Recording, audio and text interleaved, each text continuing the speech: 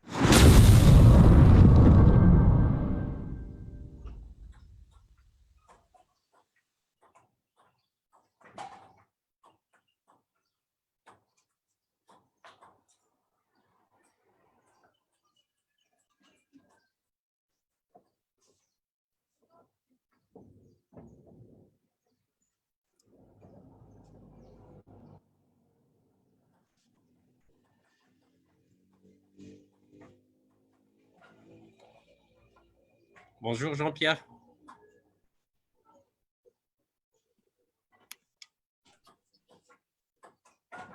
Bonjour Mohamed, bonjour à tout le monde. Je pense qu'on est déjà en ligne. Comme d'habitude, on commence toujours avec 5-10 petites minutes de retard, le temps que les gens nous rejoignent.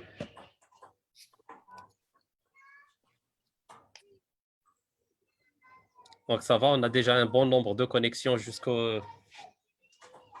en ce moment. Et ça augmentera au fur et à mesure. C'est parfait. Et c'est parti pour aujourd'hui. Je souhaite la bienvenue à Maître Jean-Pierre Cazu, donc, qui abordera aujourd'hui le thème de la céramique, de la zircone et de la céramique rose. Donc, Jean-Pierre Cazu est meilleur ouvrier de France, membre du jury des meilleurs ouvriers de France aussi. Il est propriétaire et gérant du laboratoire Cosmétite à Nice. Donc, c'est l'un des meilleurs qui maîtrise son secteur d'excellence. Ça reste la gencive rose, la céramique rose, je veux dire, de la gencive, le traitement sur métal et sur bridge zircone, aussi bien sur dents naturelles que sur travaux sur implant. Ça, c'est le côté officiel de la présentation. Mais je dirais que Jean-Pierre, c'est pas que le meilleur ouvrier de France, c'est le meilleur ami aussi. C'est un monsieur au grand cœur, très généreux, très dévoué. Et je le remercierai jamais assez d'être toujours présent, de nous avoir toujours soutenus et de répondre à chaque fois présent. Je me rappelle la première fois où je t'ai appelé pour le premier congrès. Il n'a pas hésité à répondre présent. Et après, même quand je lui ai expliqué que nous n'avions pas de moyens pour le congrès, il m'a dit c'est sans problème, je serai toujours avec vous. Il participe souvent à des formations et à des congrès au Maroc, aussi bien qu'en Algérie, la Tunisie, je pense le Liban aussi, donc dans plein de pays francophones africains. Il est toujours présent avec nous, même dans le dernier congrès. Quand je l'ai appelé, il m'a dit je serai avec vous du premier au dernier jour.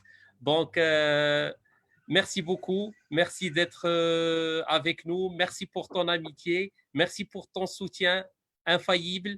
Et je te laisse la parole pour présenter aujourd'hui le thème de la zircone et de la céramique.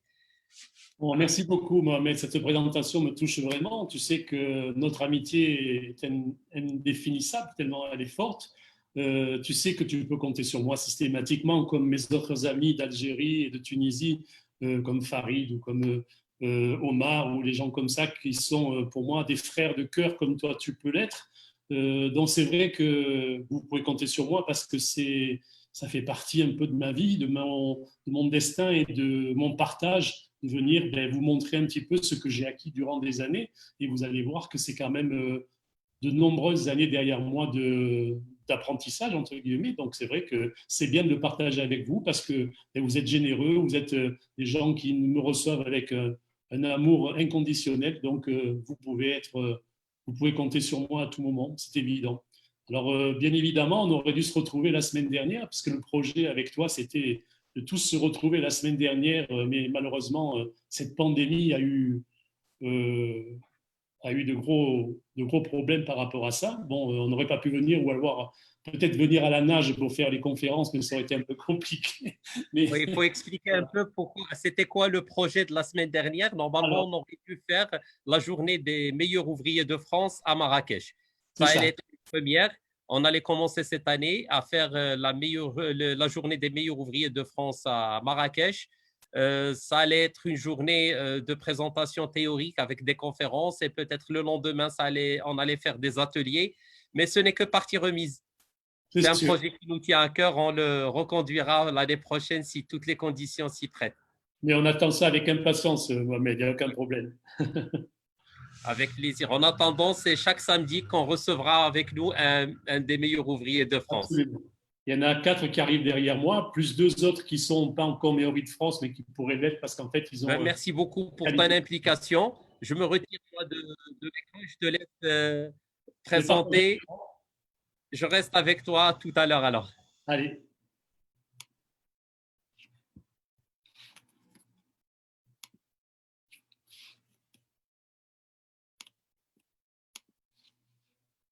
Bien.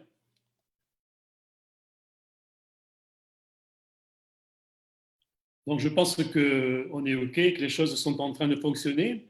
Donc, je voulais vous remercier parce que c'est vrai que vous êtes toujours assez nombreux à me liker, à faire des coucous, des choses comme ça sur Facebook. C'est toujours assez intéressant. C'est un peu compliqué, j'avoue. C'est la première fois que je fais ça moi aussi. Et c'est vrai que avant moi, quelques-uns l'ont fait déjà, de faire une conférence à un ordinateur. C'est pas évident du tout, mais on va essayer de faire en sorte que ça marche le mieux possible. Donc, merci Mohamed pour cette invitation. Merci pour ce partage. Bien évidemment, je vais vous parler un peu de zircone, je vais vous parler un petit peu de céramique, bien évidemment, mais il n'y a pas que ça. La prothèse, c'est fait de plein d'autres choses. Il y a des choses essentielles aussi qu'il faut essayer de comprendre et d'aménager de manière à ce que, en fait, on fasse le tour un peu de ces choses-là. Faire une céramique en soi, c'est pas bien compliqué. Il suffit d'avoir un peu de méthodologie et de pratique et après des bons conseils de manière à pouvoir les appliquer. Mais en tout cas, ce qui est certain, c'est qu'on ne peut pas s'arrêter qu'à faire de la céramique, à tout ce qui va autour. Donc cette présentation que je vais vous faire sera bien évidemment recentrée sur la céramique, mais aussi sur, dans un premier temps, la couleur et la manière dont on enregistre la couleur, la manière dont on a des informations, comment on communique ces informations et comment on va pouvoir adapter ces informations à notre pratique quotidienne. Voilà, donc bien évidemment, je remercie Mohamed, mais il n'est quand même pas tout seul. Ils sont quelques-uns à travailler dans le syndicat pour faire vivre ce magnifique syndicat. Je reviendrai là-dessus à la fin de cette petite présentation. Et je pense qu'en fait, ils sont tout un petit groupe qui travaillent ensemble, dont Mohamed est le leader. Mais en tout cas, ils font des choses qui sont très, très, très bien. Et ça, j'avoue que c'est quand même très, très, très intéressant. Alors, en ce qui me concerne, je vous montre ces deux photos. Ces deux photos, c'est tout simplement ma carrière. J'ai commencé donc en 1973 cette carrière de prothésiste dentaire et donc l'année dernière, en 2019, ça faisait donc, je vous laisse imaginer le nombre d'années que je suis dans les dents et que j'ai des dents au matin, au midi, le soir, je rêve des dents et je fais que des dents. Donc, ça m'a permis d'avoir une expérience, ça m'a permis aujourd'hui de partager cette expérience avec vous. Ça ne veut pas dire que je suis plus fort que vous, bien au contraire, ça veut dire qu'en fait, j'ai acquis une expérience et je suis aujourd'hui, et quand je viens vous voir, bien évidemment, chacun où vous êtes, que ce soit au Maroc, en Algérie, en Tunisie, au Liban, que ce soit en Turquie, c'est pour partager cette expérience et pour qu'on puisse évoluer ensemble vers quelque chose qui nous tient à cœur, c'est-à-dire la qualité. Alors, il y a une phrase qui me plaît beaucoup dans tout ça, c'est qu'on aime bien dire le savoir est une arme. Ça, c'est une évidence parce que quand on connaît les choses, on peut très très bien en faire une arme parce qu'en fait, on sait se défendre avec notre savoir. Mais par contre, l'ignorance nous désarme. Et c'est vrai que quand on se retrouve face à des choses que l'on ne veut pas faire parce qu'on ignore ce qu'on doit faire, c'est vrai qu'on est totalement désarmé. Donc, quelque part, ce système-là de désarmement, il faut essayer de l'éviter parce qu'il existe de la formation, il existe de la formation sous toutes ses formes, que ce soit une formation qui soit une formation pratique, mais ça peut être une formation intellectuelle au travers de bouquins, au travers de publications, au travers de plein de choses qui nous permettent effectivement de pouvoir avancer et de pouvoir s'armer de toutes ces choses-là, toutes ces choses dont on a besoin. Ça, c'est une évidence. Alors, dans la vie professionnelle, il y a des choses qui sont intéressantes. Il y a 3 phases qui nous paraissent extrêmement importantes. C'est cette phase d'apprentissage. Cet apprentissage, c'est un moment de notre vie qu'on va partager pratiquement toute notre vie professionnelle, parce qu'en fait, tout évolue dans notre métier. Et je pense que dans tous les métiers, c'est la même chose. Quand on commence à avoir quelques connaissances, il ne faut jamais s'arrêter, puisqu'en fait, on a de nouveaux matériaux qui vont arriver, des nouvelles techniques qui vont arriver, des nouveaux gens, de nouvelles personnes qui vont vous montrer des petits trucs, qui vont vous apprendre encore plein de choses. Et je vous avoue que malgré ces 47 années de prothèses dentaires que j'ai derrière moi, j'apprends encore des choses tous les jours. Et j'apprends encore beaucoup de choses de gens qui sont débutants, parce qu'en fait, ils ont une vision de notre métier qui est différente de la nôtre, parce que nous, on est dans un quotidien, dans une espèce d'énergie qu'on a acquis depuis pas mal d'années. Et cette énergie, on va pas la chercher, on va pas chercher derrière cette énergie les petites bricoles qu'en fait on peut apprendre. Donc aujourd'hui, cet apprentissage, on peut dire qu'il dure toute sa vie et on aura toute la vie quelque chose à apprendre. Après, il y a une phase où il y a la réalisation, c'est-à-dire qu'on a acquis des choses et ces choses qui sont acquises, il va falloir les mettre en pratique. Et pour les mettre en pratique, on va réaliser ce qu'on a acquis. Bien évidemment, tout ça, ça va évoluer au fil du temps avec les matériaux, avec les nouvelles connaissances, les nouvelles techniques. Et tout ça, c'est aussi un apprentissage et une réalisation qui va durer toute sa vie. Et arrive à un moment où, en fait, on a acquis tellement de choses qu'il va falloir qu'on transmette tout ça à des générations qui arrivent derrière nous. Mais ces générations-là, ils ont besoin d'apprendre beaucoup de choses. Et puis, comme les techniques évoluent, les anciennes techniques, ils les connaissent beaucoup moins. Mais néanmoins, il faut impérativement que ce soit de toute façon bien communiqué, tout ça.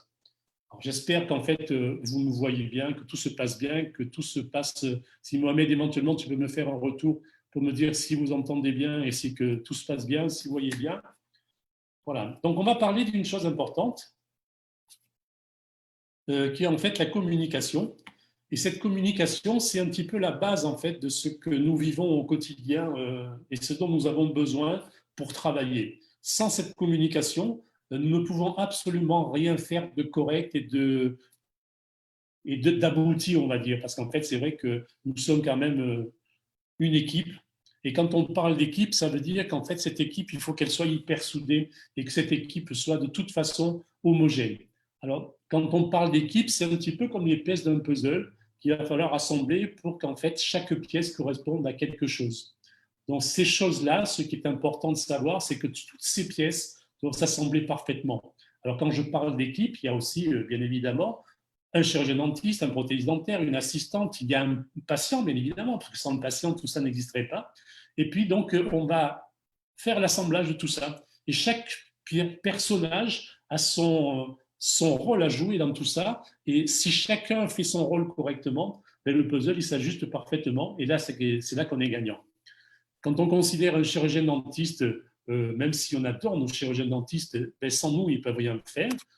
Parce qu'en fait, même si les industriels ont compris qu'en fait, peut-être ils pouvaient leur donner des machines, leur vendre des machines pour que le prothésiste soit directement au cabinet, je pense qu'aujourd'hui, c'est un peu surfait. Et puis nous, prothésistes dentaires, qu'est-ce qu'on ferait sans les chirurgiens dentistes? On serait bien embêtés pour travailler. Ça, c'est une évidence aussi. Alors, il faut partir du principe qu'en fait, cette équipe doit être soudée et qu'on doit travailler vraiment les mains dans la main, de manière à avoir quelque chose qui soit vraiment une synergie pour arriver à faire ce qu'on a envie de faire et partager vraiment notre passion, parce que la passion est aussi bien au niveau des cabinets qu'au niveau des laboratoires. Voilà, alors ça c'est un petit truc que disait et que dit encore Serge Gabian, qui est mon ami, que vous verrez bientôt. Le chirurgien dentiste est nos yeux et nous, nous sommes ses mains. C'est-à-dire qu'en fait, lui, il voit ce qu'on doit réaliser et nous, nous réalisons ce qu'il voit. Donc, c'est vrai qu'on n'a pas nécessairement toujours la chance de voir les patients. Et donc, c'est lui qui va nous indiquer toutes ces choses-là pour pouvoir réaliser les plus belles choses qu'on doit faire. Mais nous, on va le faire avec nos mains et lui, il va nous guider avec ses yeux. Voilà.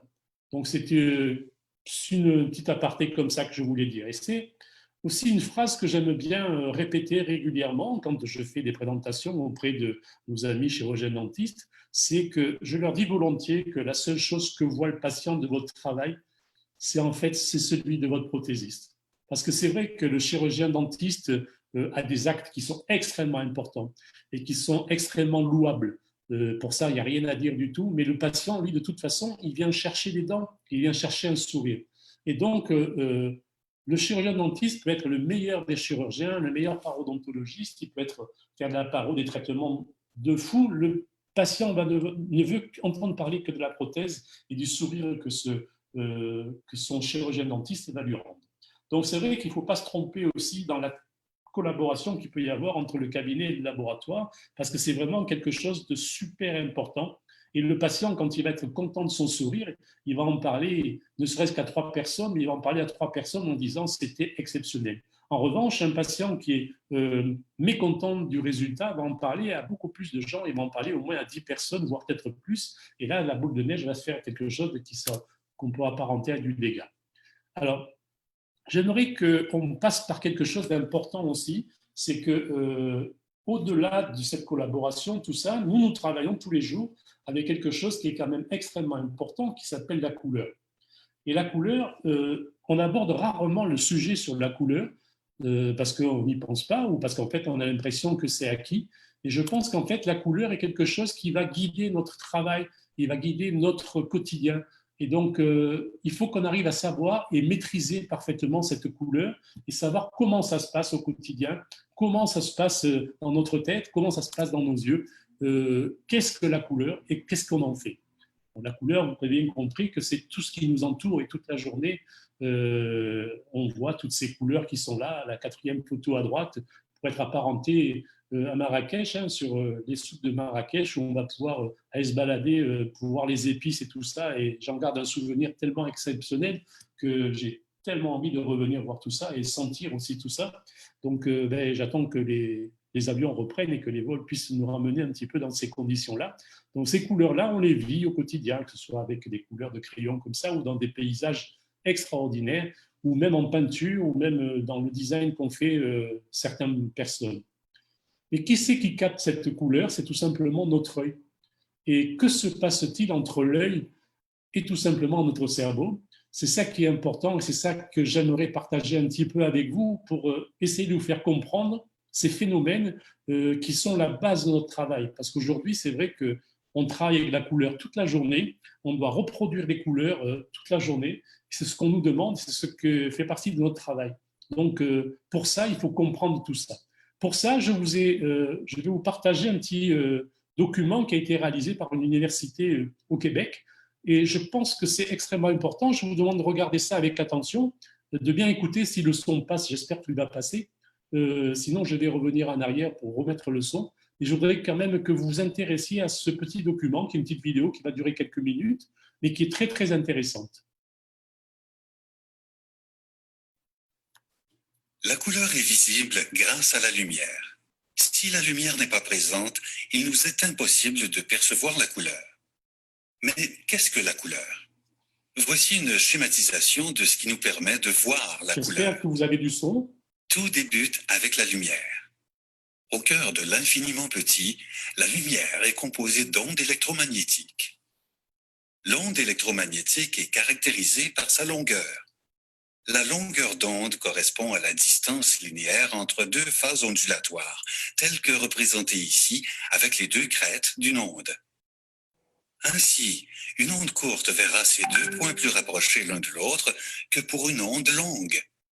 Plusieurs ondes de longueur différente sont présentes simultanément autour de nous. Toutefois, pour mieux illustrer cette notion, 3 ondes de longueur distincte sont utilisées. Les ondes se déplacent et rencontrent des objets. Lorsque les ondes frappent l'objet, les molécules à la surface de l'objet interagissent avec les ondes. Certaines ondes sont absorbées alors que d'autres sont réfléchies. Seules les ondes ayant été réfléchies poursuivent leur chemin jusqu'à l'œil humain. Elles entrent par la pupille, traversent le cristallin, l'humeur vitrée et frappent la rétine. Sur la rétine se trouvent plusieurs millions de cônes qui se divisent en 3 types. Ce qui distingue les différents types de cônes est leur sensibilité à une gamme particulière de longueur d'onde. Certains réagissent aux ondes courtes, d'autres aux moyennes et d'autres aux longues. Ici, les ondes sont de longueur moyenne, Ce sont les cônes étant le plus sensibles à cette longueur d'onde qui réagiront de manière plus importante.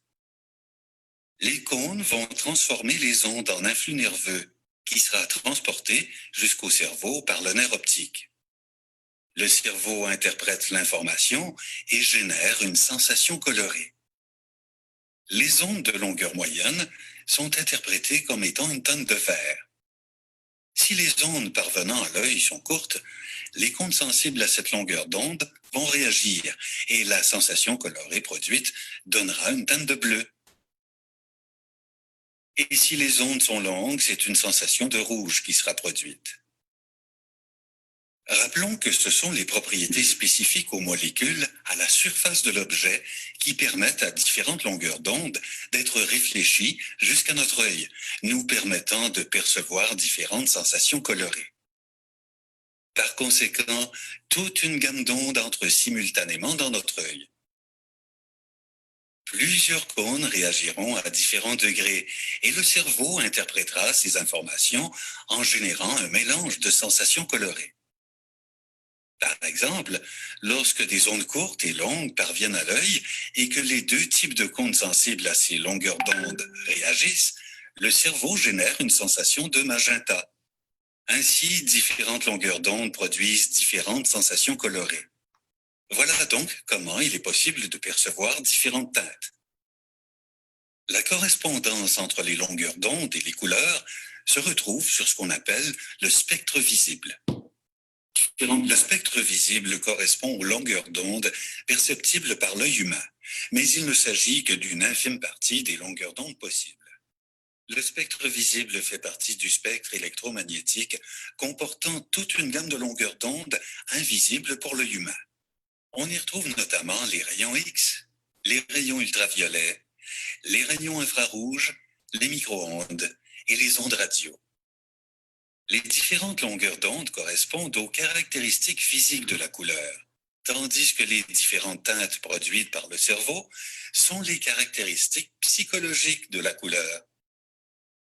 Mais les teintes ne sont pas la seule façon de décrire la couleur. La saturation et la luminosité vont aussi affecter la façon dont on perçoit une couleur. La saturation et la luminosité, tout comme la teinte, sont aussi des caractéristiques psychologiques de la couleur provenant d'un phénomène physique. Cet histogramme permettra de transposer la relation entre les ondes et la couleur. Sur l'axe horizontal se retrouvent les différentes longueurs d'onde, tandis que l'axe vertical nous renseigne sur la quantité présente pour chacune de ces longueurs d'onde. L'histogramme nous indique quelle longueur d'onde est présente et en quelle quantité. Comme mentionné plus tôt, plusieurs longueurs d'onde sont en fait présentes et réfléchies simultanément. La plupart du temps, les ondes sont présentes en différentes quantités, mais il y a souvent une dominante. La dominante de l'histogramme nous renseigne sur la teinte. Or, l'histogramme nous renseigne aussi sur la saturation. En effet, la quantité des longueurs d'onde autres que la dominante qui sera réfléchie affectera la saturation de la couleur. Plus la quantité des longueurs d'onde autres que la dominante est élevée, moins la couleur sera saturée. Si toutes les ondes sont présentes en même quantité, on perçoit une tonalité de gris. À l'inverse, moins il y a d'autres longueurs d'onde présentes, plus la couleur sera saturée. La luminosité fonctionne aussi de façon similaire, mais cette fois, c'est la quantité totale d'ondes présentes qui est prise en compte. Plus il y a d'ondes, plus c'est lumineux. Si toutes les longueurs d'onde sont présentes en pleine quantité, on perçoit du blanc. Et bien sûr, moins il y a d'ondes, moins c'est lumineux. Lorsqu'aucune onde n'est réfléchie, que toutes les ondes sont absorbées par les molécules de l'objet, la sensation colorée obtenue est du noir. Ainsi, la teinte, la saturation et la luminosité permettent à notre cerveau de traduire les différentes caractéristiques physiques des ondes en une sensation psychologique pour mieux décrire la couleur et nuancer plus distinctement les choses qui nous entourent. Voilà, donc c'était une petite vidéo qui a été faite par l'Université Laval au Québec. Je pense qu'elle explique parfaitement et j'espère que vous avez compris parfaitement tout ça. c'est quand même quelque chose qui est très, très important. Et là, on vient de parler de quelque chose qui est la couleur, mais qui est mise par la lumière. Et donc, c'est pour ça qu'en fait, il faut faire une petite parenthèse par rapport à ça, parce qu'il faut quand même comprendre que pour certaines personnes, il y a des dysfonctionnements dans la manière d'acquérir ces informations. Et ces dysfonctionnements, on les connaît par l'intermédiaire, donc, ce qu'on appelle un trichomate normal. Donc, vous voyez, par exemple, sur cette image-là, toute une série de tomates et on voit donc des couleurs différentes et ces couleurs, c'est les couleurs qu'on doit voir normalement sans aucun problème. C'est les visions des couleurs normales sont celles-ci. Après, il y a des personnes qui ne voient pas du tout de couleurs et qui peuvent être monochromates et qui donc n'ont aucune façon d'analyser la couleur. Alors, quand on dit vision des couleurs normales, je vous rassure, les tomates bleues ou des tomates violettes, si vous en trouvez un jour sur le marché comme ça, ne les mangez pas, à mon avis, elles viennent de Tchernobyl et c'est pas normal que vous ayez des tomates qui soient comme ça. Mais en tout cas, c'était pour illustrer cette façon de voir les choses.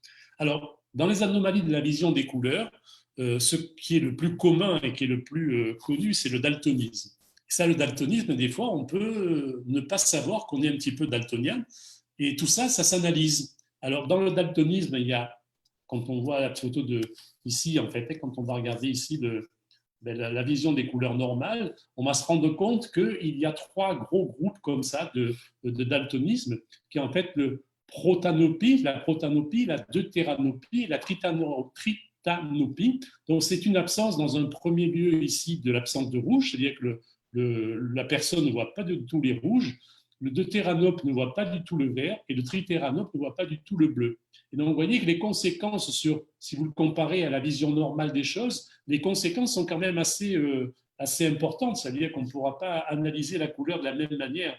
Donc, ça, c'est quand même important. Là, on le voit sur le quotidien aussi. C'est, vous voyez, au travers de ce ballon qu'on voit à gauche ici. Le deutéranope, je vous rappelle qu'il ne voit pas le vert. Vous voyez que la vision normale ici, on voit le vert et ici, on ne le voit pas du tout. Et celui-ci ne voit pas du tout le rouge. Et vous voyez qu'en fait, il y a une défaillance au niveau de la vision des couleurs. Alors, pour évaluer ce genre de choses, il existe chez les ophtalmos, certains ophtalmos, ce qu'on appelle le test de Lantoni. Ce test de Lantoni permet de voir en fait les anomalies, de les analyser. Alors là, je vous ai mis un petit tableau comme ça pour reprendre un petit peu les anomalies les plus courantes. Vous voyez que la monochromatie, donc en fait, c'est tout simplement l'absence de couleur. On a une vision en noir et blanc. Après, donc, il y a la dichromatie, c'est-à-dire absence des cônes réceptifs de rouge, c'est-à-dire qu'ils ne voient pas du tout les rouges. Et par contre, la trichromatie, c'est une mauvaise perception des rouges. C'est simplement une mauvaise. Donc tout ça, ça peut s'évaluer. Et tout ça, c'est chez un ophtalmo qu'on peut le faire. Et grâce à ces petites réglettes, en fait, avec des pastilles de couleur dedans, qui sont d'un dégradé vraiment bien défini, l'ophtalmo va vous mettre sous une lumière qui ressemble à la lumière du jour.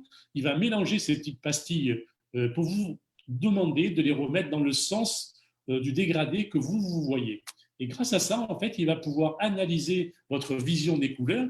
Et donc, si vous remettez dans un petit désordre, en fait, ce dégradé que vous devriez mettre dans l'ordre, c'est là qu'il va pouvoir analyser si effectivement si vous êtes tritéranop ou si vous êtes deutéranop ou si vous êtes protanop. Donc tout ça, c'est des choses qui peuvent s'analyser. Depuis, on a tous connu ça, plus ou moins. Je pense que même quand on va à l'école, dans les premiers temps, on nous demande pour savoir si on voit bien les couleurs, si on voit bien tout ce qui se passe dans ce genre de choses. Et bon, c'est vrai que malheureusement, vous n'êtes pas en face de moi, vous êtes loin. Mais c'est vrai que je demande régulièrement, quand c'est comme ça, ce que voient les gens, quand je demande de dire ce qu'ils voient dans le E, pour savoir quelle maladie ils ont, ou quel défaut ils ont. Et tout le monde me dit, je ne vois rien. Mais effectivement, il n'y a rien à voir parce qu'en fait, partout ailleurs, vous avez vu le 12, le 8, le 5, le 2 et le 26. Mais là, effectivement, sur le E, il n'y a rien à voir. Donc, tout va bien. Si vous voyez tout le monde de la même couleur, enfin, les mêmes chiffres que je viens de vous annoncer, c'est que tout va bien pour vous. Encore qu'il peut y avoir des petites anomalies qui sont encore là, latentes aussi. Voilà. Donc, en ce qui concerne la couleur, C'est Newton en 1666, comme ça, qui a mis en évidence une chose importante, c'est que d'un rayon lumineux du jour, en fait, il est arrivé à décomposer ce rayon lumineux en toute une série de couleurs comme ça, qui sont le rouge, l'orange, vous voyez, le jaune, le vert, le bleu, le violet. C'est en fait les couleurs de l'arc-en-ciel que vous voyez à l'extérieur quand effectivement vous avez une confrontation entre le soleil et les nuages. Ça crée des prismes au travers duquel la lumière va passer, et donc ça crée un arc-en-ciel comme ça. Et c'est grâce à ça qu'en fait, on est arrivé à déterminer les 3 principes fondamentaux de la couleur, qui sont normalement, j'aurais dû vous le demander, mais vous ne pouvez pas me répondre, donc c'est dommage, c'est-à-dire la valeur, la saturation et la luminosité. Ça, c'est les 3 principes fondamentaux de la couleur, et il faut que vous compreniez bien que c'est grâce à ça que vous allez réussir vos dents aussi, et réussir votre prothèse avec beaucoup plus de facilité. Alors, pour mettre en évidence ces 3 principes, il y a un monsieur qui, en fait, a créé un arbre comme ça, ou une sphère, ou une roue, comme vous voulez l'appeler. Et ce monsieur s'appelait Albert-Henri Munsell. Et ce monsieur, donc, a mis en évidence, selon les 3 principes, il a cartographié un petit peu les méthodes de couleur. Et vous voyez qu'en fait, si vous prenez ces 3 images qui sont les unes à côté des autres ici, on est sur le même principe. C'est-à-dire que nous avons effectivement comme une sphère, chaque fois, et donc dans cette sphère, donc, il se passe 3 éléments qui sont importants. Alors, ces 3 éléments, ils sont reconnus comme ça. C'est-à-dire que vous avez, sur la circonférence de la sphère, comme ça, vous avez ce qu'on appelle la valeur, le U. Dans le rayon, en fait, pas dans le rayon, mais dans l'axe de la sphère, vous voyez la luminosité. Et dans le rayon de la sphère, vous avez la saturation. Ça, c'est très important parce que là, vous allez tout comprendre une fois qu'on va mettre en évidence ce genre de choses. Et vous voyez que même si ce n'est pas une sphère, on voit les mêmes principes, c'est-à-dire tout le pourtour ici, vous avez les valeurs, tout simplement. Vous avez la saturation qui va partir en fait du centre de cette tranche en fait et qui va aller vers l'extérieur. Et bien évidemment, la luminosité qui va dans tous les cas du haut vers le bas. Ça, c'est important. Alors, la valeur, c'est quoi? La valeur, c'est effectivement cette lumière qui est décomposée en un tas de teintes comme ça, ce que vous avez vu tout à l'heure, c'est-à-dire le rouge jusqu'au violet, comme ça. Et donc, ça, c'est la décomposition du rayon lumineux au travers du prisme. Donc, ça, ce sont les valeurs. À partir de là, après, on va pouvoir décliner. Et donc, il va y avoir la saturation. La saturation, on le connaît au travers des images comme ça, c'est-à-dire une image qui n'est pas du tout saturée jusqu'à une image qui est saturée. Et là, pour la même couleur, vous voyez qu'en fait, la saturation est importante aussi. Et vous savez que tous les jours, nous, on parle de saturation dans notre métier, et on doit saturer des teintes ou les désaturer. Donc ça, c'est quand même une chose qui est très, très importante aussi, qu'on doit connaître parfaitement. Et après, donc, on a la luminosité qui va en fait du blanc vers le noir, tout ça, ou vers le foncé, en quelque sorte. Et ça aussi, c'est très, très, très important d'avoir c'est l'essentiel, en fait, de tout ça. Si on reprend cette sphère et qu'on la met à plat, on se retrouve avec une carte comme ça, et on prend une tranche en fait de cette sphère ici, et on va mettre donc ici, ça va s'appeler la valeur ici, la saturation, ça va être dans ce sens-là, ici, et la luminosité, vous voyez qu'on va du blanc vers le noir. Alors quand on parle de saturation, ça veut dire qu'on prend une valeur, par exemple ici, qui est la teinte la plus foncée, et si on la mélange avec cette teinte-là, qui est dans la luminosité, on va obtenir celle-là, et ainsi de suite. Donc si on mélange cette teinte et cette teinte, on va obtenir celle-là. Et voilà, donc si vous voulez, quelque part, il faut comprendre la saturation. Alors, il arrive un moment, il y a quelques années, la société Ivo Clark qui avait créé un coffret de céramique qui s'appelait le coffret Maverick et qui était conçu sur ce principe-là. C'est-à-dire qu'il y avait une teinte de base, il y avait 4 teintes de base comme ça qui étaient très foncées et qu'il désaturait. Et on obtenait des teintes qui étaient vraiment incroyables parce qu'en fait, il mettait par exemple une part, ça s'appelait par exemple du DB. Le DB est une teinte qui correspond tout à fait à ces dents qui ont beaucoup de tétracyclines, qui ont vécu ce côté, le collet est très violacé. Donc il y avait une teinte qui correspondait à ça et on pouvait la désaturer pour obtenir quelque chose qui était vraiment royal. Après, dans la couleur, il y a quelque chose qui est très très important aussi et qui peut nous apporter aussi quelques ennuis quelquefois. C'est que je vais vous demander de regarder ce petit point rouge, enfin, cette grosse zone rouge comme ça, et de la fixer pendant quelques instants. Et après, je vais enlever ce petit rond rouge devant vous et vous allez vous retrouver avec une couleur qui normalement doit s'afficher. Alors, il faut bien fixer ce rond rouge pendant quelques instants et ne pas le quitter des yeux pendant quelques instants. Et là, dans quelques secondes, je vais enlever ce rond rouge et vous allez, vous ne pouvez pas me dire, parce que normalement, vous devriez me le dire, mais vous allez retrouver normalement la même chose, mais ce sera un rond qui doit être bleu. Et c'est ce que vous devriez voir normalement. Alors, c'est quoi ce rond bleu qu'on voit comme ça, qui reste en fait? C'est tout simplement ce qu'on appelle la couleur complémentaire. Donc, par contre, le problème, c'est qu'on est en train de parler de couleurs complémentaires. Et là, vous voyez que vous étiez sur du rouge ici. Et donc, la couleur complémentaire ici, de la synthèse additive, est une couleur qui en fait est bleue. Et c'est ce que vous venez de voir. En revanche, regardez bien ces deux roues ici, parce que ça, c'est important, c'est que la roue sur laquelle je suis en train de passer la souris ici, qui est donc la synthèse additive, c'est ce qui correspond à la couleur de la lumière. En revanche, nous, tous les jours, on utilise une synthèse soustractive qui est en fait une synthèse qui est en fait le résultat de la couleur de la peinture. Si vous avez l'habitude, vous avez déjà fait de la gouache dans votre vie ou des crayons de couleur, des choses comme ça, c'est en fait cette synthèse-là qui est importante pour nous. Et c'est ça le gros problème de nous, dans notre métier, c'est qu'en fait, une synthèse additive, il faut qu'on en fasse une synthèse soustractive. Et là, c'est là le gros problème, parce que quand on n'est pas au courant de cette histoire-là et qu'on n'a pas vraiment plongé dans cette histoire-là, ben c'est vrai que des fois, on se pose des questions, parce qu'effectivement, mais quand on voit tout ça, on se dit qu'on va avoir de gros soucis. Alors, on va en aller au-delà, c'est-à-dire que quand on prend cette synthèse additive qui est la couleur de la lumière, donc on va mélanger les trois couleurs primaires, qui est le rouge, le vert et le bleu ici, on va obtenir du blanc. Et contrairement donc à la synthèse soustractive, qui est donc le cyan, magenta et le jaune, quand on va mélanger ces trois couleurs, on va obtenir du noir ou du gris. Et vous voyez qu'en fait, quand on mélange, par exemple, ce qu'on connaît à la peinture, on mélange, vous prenez de la gouache, vous mélangez du bleu avec du jaune, vous obtenez du vert. Et par contre, là, si vous prenez du bleu et du jaune, vous voyez que ce n'est pas du tout la même chose. Quand on mélange du jaune avec du rouge, normalement, on obtient du orange. Et là, ce n'est pas du tout le cas non plus.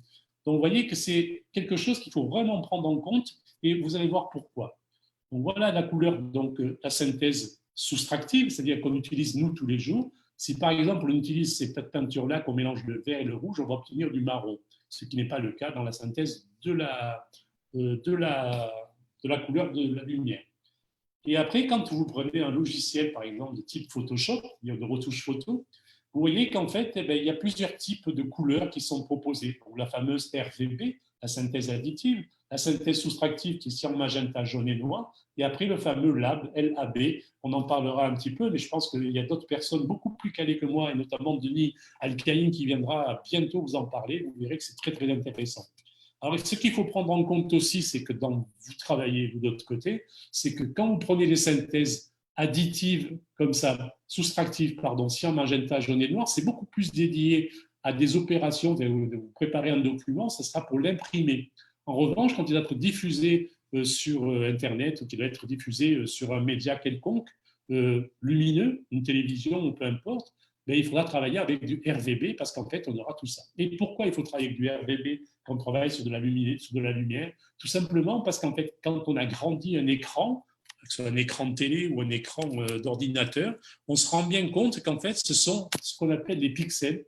Et ces pixels sont en fait trois sur les dalles en fait, que vous avez de votre télévision. Ce sont trois petits faisceaux comme ça, qui sont le rouge, le vert et le bleu, et qui en fait illuminent votre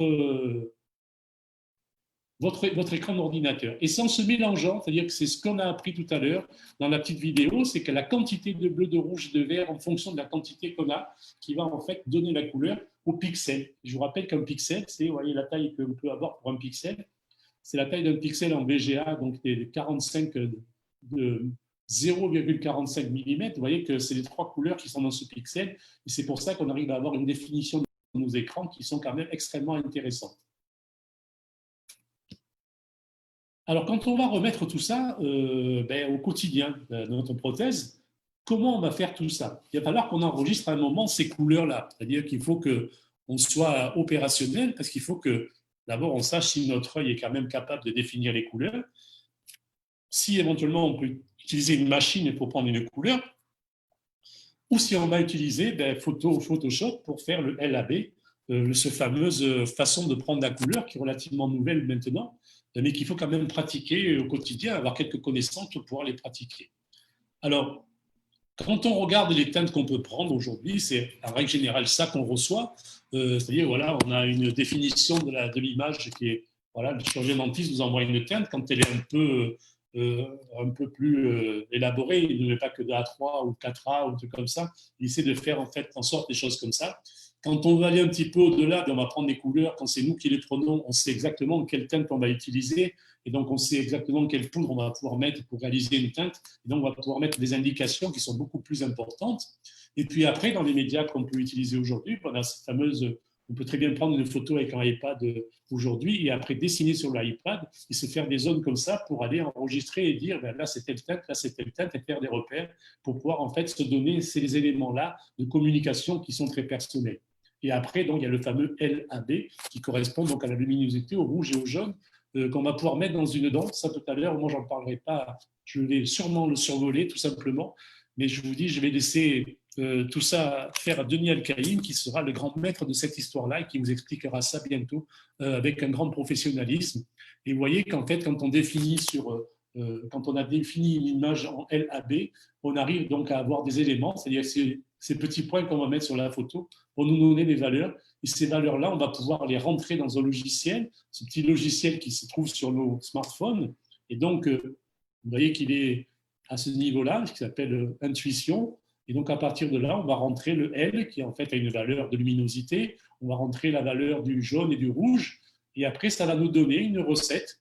Et cette recette-là peut être avec une seule poudre, 2 poudres, 3 poudres ou 4 poudres. Et vous voyez qu'avec des éléments et les quantités qu'il faut mettre de poudre en différentes céramiques, en fonction de la céramique que vous allez utiliser, on va pouvoir faire ces mélanges pour retomber normalement sur la teinte qui est définie par la dent. Alors, la communication par photo aussi, c'est extrêmement important. C'est-à-dire qu'on ne peut pas se contenter de faire des photos simplement comme ça. Il faut faire des choses relativement bien. Alors, tout ça, je ne l'ai pas fait pour la communication ici. Je l'ai fait, c'est du quotidien. C'est-à-dire que c'est du vécu, c'est des travaux que j'ai faits et donc des photos que j'ai reçues pour mon travail. Et vous voyez qu'en fait, quand un chirurgien dentiste vous envoie sur la fiche, il dit pour la teinte, voir photo. C'est bien, mais bon, la photo, vous voyez que là, il n'y a même pas le nom de la teinte qui apparaît. C'est flou, c'est pas beau, c'est pas terrible. Donc, vous voyez que là, c'est invisible, c'est irréalisable. De la même manière ici, il faut quand même avoir des photos qui soient quand même relativement lisibles et acceptables. Non seulement celle-là, elle est très, très floue, mais en plus, on ne voit pas du tout de quelle teinte il s'agit. Donc, ça, c'est très compliqué à gérer dans ce genre, tout ce quotidien. Voilà, toute une série de photos comme ça, qui sont des photos que j'ai eues, moi, que j'ai réceptionnées pour faire des teintes. Et bon, évidemment, il faut essayer de faire beaucoup, beaucoup mieux que ça, parce qu'en fait, là, on ne peut pas aller au-delà de ce genre de choses, c'est juste impossible. Et le pire que j'ai eu, c'est quand même ça. C'est en fait une caméra en dos buccal avec laquelle le chirurgien dentiste a fait une photo pour me montrer le résultat du travail que j'avais fait en me disant que c'était une catastrophe, que vraiment il fallait refaire cette dent, que ça n'allait pas la peine. Inutile de vous dire que on s'est fâché relativement rapidement. Et puis, cette dent n'a jamais été refaite. Voilà, comme j'aime bien dire, on est des illusionnistes, parce que c'est vrai qu'on fait tous les jours de l'illusion. Nous ne sommes pas des magiciens, donc il faut quand même travailler avec un minimum de choses.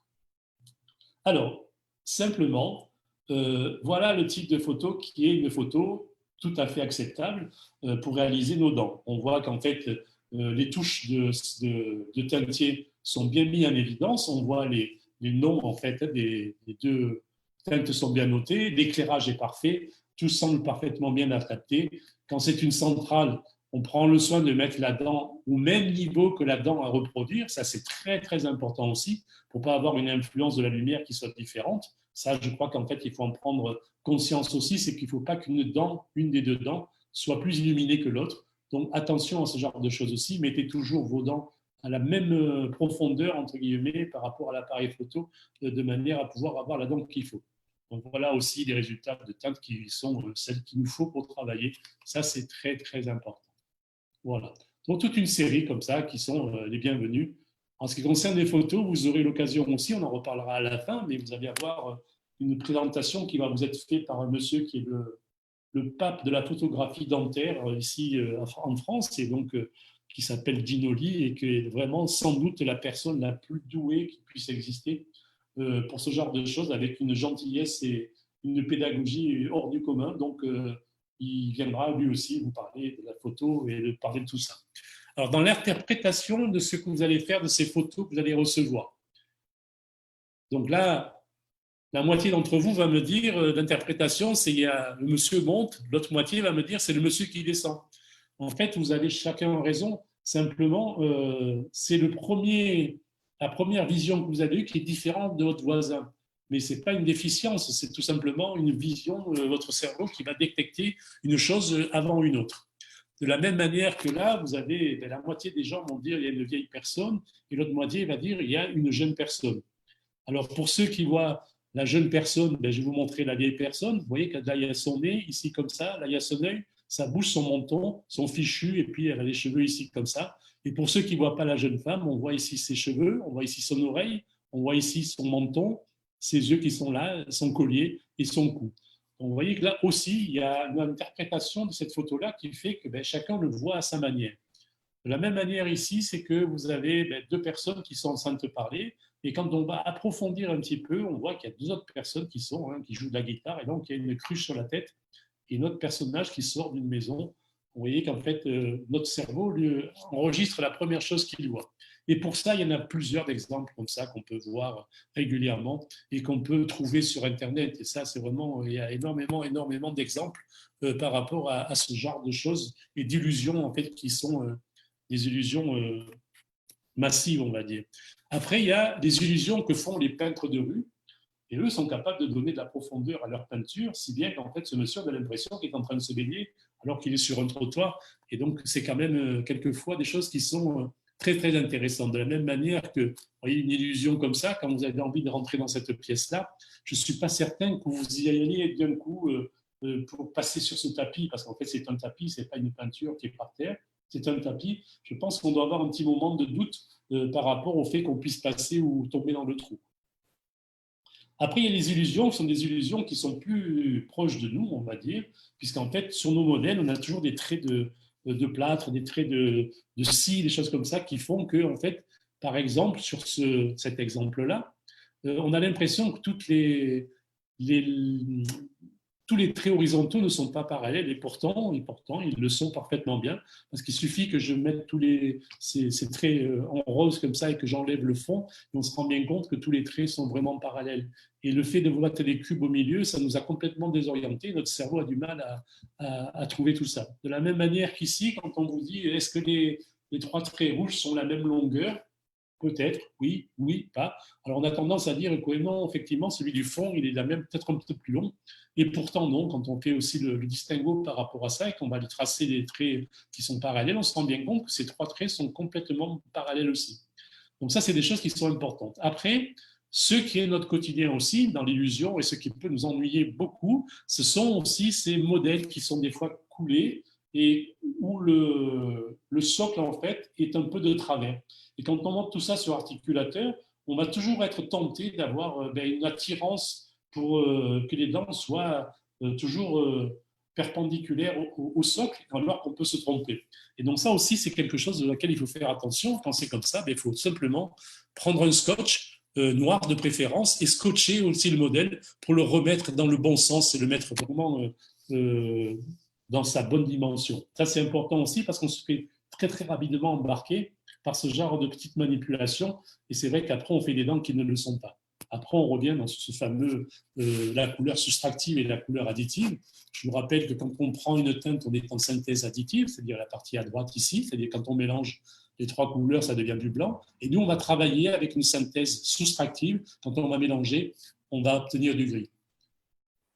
Après, il faut savoir aussi et comprendre les dents et comprendre ce qu'on va utiliser comme type de céramique et le type d'éléments céramiques que nous avons. Je vous donne cet exemple aussi dans le coffret Ivoclar que nous avons. Nous avons cet élément qui s'appelle donc de l'opalescent, qui est le OE1 en fait. Alors ce OE1, quand on va le regarder en lumière directe, il a une tendance un peu blanc bleuté comme ça, qui est très très joli et très très somptueux. Et puis quand on va le regarder avec une lumière indirecte, il va se retrouver relativement ambré comme ça. Alors ça, on ne se rend pas compte quand on croit qu'en fait, quand on ouvre un coffret, on croit qu'en fait on va faire du blanc bleuté. Et non, parce qu'en fait, en lumière indirecte, on va se retrouver avec une teinte qui sera un petit peu ambrée comme ça. Donc à manipuler avec beaucoup de précautions. Et ça, je pense que c'est quand même très très important aussi de bien connaître nos effets. Après, il faut savoir donner du relief aussi dans une dent, comme on peut donner du relief dans un paysage. Comme par exemple cette petite photo en fait, que j'ai détaillée, c'est-à-dire que là, on voit, on n'a aucune supposition de ce que peut être le relief de cette image-là. On voit un nuage, mais il n'y a pas de profondeur, il n'y a rien. Puis d'un coup, dans cette image-là, quand on l'agrandit, on va voir qu'il y a un petit kiosque qui est au bout là-bas. Donc déjà, ça nous donne une impression déjà de profondeur. Ça donne aussi une illusion en fait de distance. Cette distance, on va la graver encore, l'agrandir encore en donnant un chemin qui va vers là-bas. Et à partir de là, après, on va mettre d'autres pièces. On voit ce petit, je ne sais pas si c'est un lampadaire ou si c'est une douche, je pense que c'est un lampadaire qui est sur le côté, qui donne encore une autre idée de la profondeur. Et après, il y en a un autre qui est encore plus près, qu'on va pouvoir mettre un petit peu plus près. Et finalement, il y a un banc. Et quand on recompose cette photo comme ça, on voit bien qu'en fait, elle n'est pas plate. Il y a beaucoup de relief dans cette photo-là. Et tout ça, c'est dû simplement à des éléments qui ont été superposés les uns sur les autres pour donner cet effet de relief. Et nous, il va falloir faire la même chose quand on va fabriquer une dent. C'est-à-dire que quand on a une dent comme ça, il va falloir qu'on mette une teinte qui va être un petit peu saturée au niveau du collet. Après, il va falloir qu'on mette une dentine par-dessus. Après, il va falloir qu'on mette une dentine désaturée. Pour rappeler désaturée, on l'a vu tout à l'heure, c'est-à-dire qu'on va éclaircir simplement la teinte de base, la rendre moins saturée, donc la désaturer. Et donc après, on va mettre des effets. Ces effets-là, par exemple, au milieu de la dent, ici, on va mettre un effet qui va mettre un petit peu plus de luminosité dans la dent. Après, donc, on va mettre des éléments qui sont des cordes dentinaires, qui sont ici. Ce sont des éléments qui sont des éléments réfléchissants. Ce ne sont pas des éléments absorbants. On va revenir après sur ce genre de choses. Et après, donc, on va mettre les fameux opalescents ou les bleutés qu'on peut mettre au milieu qui vont, eux, être absorbants et qui vont laisser passer la lumière.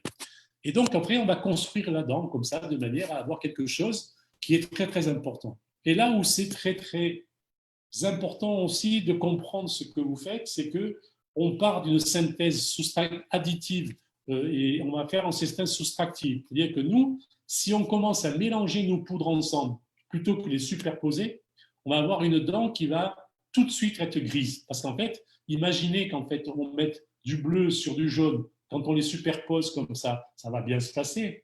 Et si on masse trop la dent et qu'on vibre un peu trop la dent, les masses vont se diluer entre elles et donc elles vont se composer. C'est-à-dire que le bleu et le jaune va donner du vert. Et c'est la raison pour laquelle on arrive souvent, à la fin d'une dent stratifiée, à avoir une dent qui a une tendance verte, voire une tendance un petit peu grise. Voilà, donc ça, c'est ça qui est important de savoir, c'est que quand on stratifie une dent, aujourd'hui, il ne faut surtout plus la vibrer comme on le faisait il y a encore quelques années, où on nous disait qu'il fallait vibrer les dents. Non, il faut superposer les couches les unes sur les autres, en faisant en sorte que ces couches-là ne se pénètrent pas les unes des autres. Alors, il faut utiliser aussi des masses réfléchissantes et des masses absorbantes. Ça, c'est relativement facile à comprendre. Toutes ces masses qui sont opaques ou blanches sont des masses qui vont réfléchir la lumière. Et toutes les masses qui sont absorbantes, c'est tous les bleutés, tous les violets, tous les opalescents qui vont en fait laisser passer la lumière et donc à travailler aussi avec beaucoup de précautions. Alors, imaginez simplement un rayon lumineux qui va traverser simplement cette petite paroi, qui est une paroi qui est transparente, à travers, ça va pénétrer d'une manière sans arrêt, il n'y a pas de retenue, et on va retrouver la fameuse image des tomates tout à l'heure, et les tomates se sortiront comme ça à travers une vitre. C'est-à-dire que là, il n'y a pas de problème. Imaginez que cette vitre, vous la sabliez. Vous sablez la vitre, et là, on va mettre le même rayon lumineux qui va pénétrer cette vitre et qui va être ralenti par le fait que vous ayez opacifié, entre guillemets, cette paroi. Et là, vous retrouvez les mêmes tomates, mais elles n'auront pas du tout le même effet. C'est-à-dire qu'elles seront beaucoup moins vives, elles seront beaucoup moins visibles. Donc ça aussi, ça fait partie de notre quotidien aussi. Est-ce que vous voulez avoir des effets qui soient vraiment très vifs comme la photo du haut, ou est-ce que vous voulez des trucs qui soient beaucoup plus estompés et beaucoup plus, on va dire, subjectifs dans vos dents? Donc ça aussi, c'est est-ce que j'utilise du transparent, est-ce que j'utilise de l'opalescent, est-ce que j'utilise de l'émail ou pas de l'émail? Voilà, donc tout ça, ça fait partie des choses qu'il faut prendre en compte aussi pour la coloration. Donc, on va en venir à des choses beaucoup plus terre à terre, puisque là, en fait, c'est pour ça que vous m'attendez, c'est en fait que je vous montre les dents. Jusqu'à maintenant, on n'a pas pris les dents. Ça fait un petit moment qu'on est en train de parler, que je suis en train de parler, et que vous m'écoutez. Je vais boire un coup d'ailleurs, parce que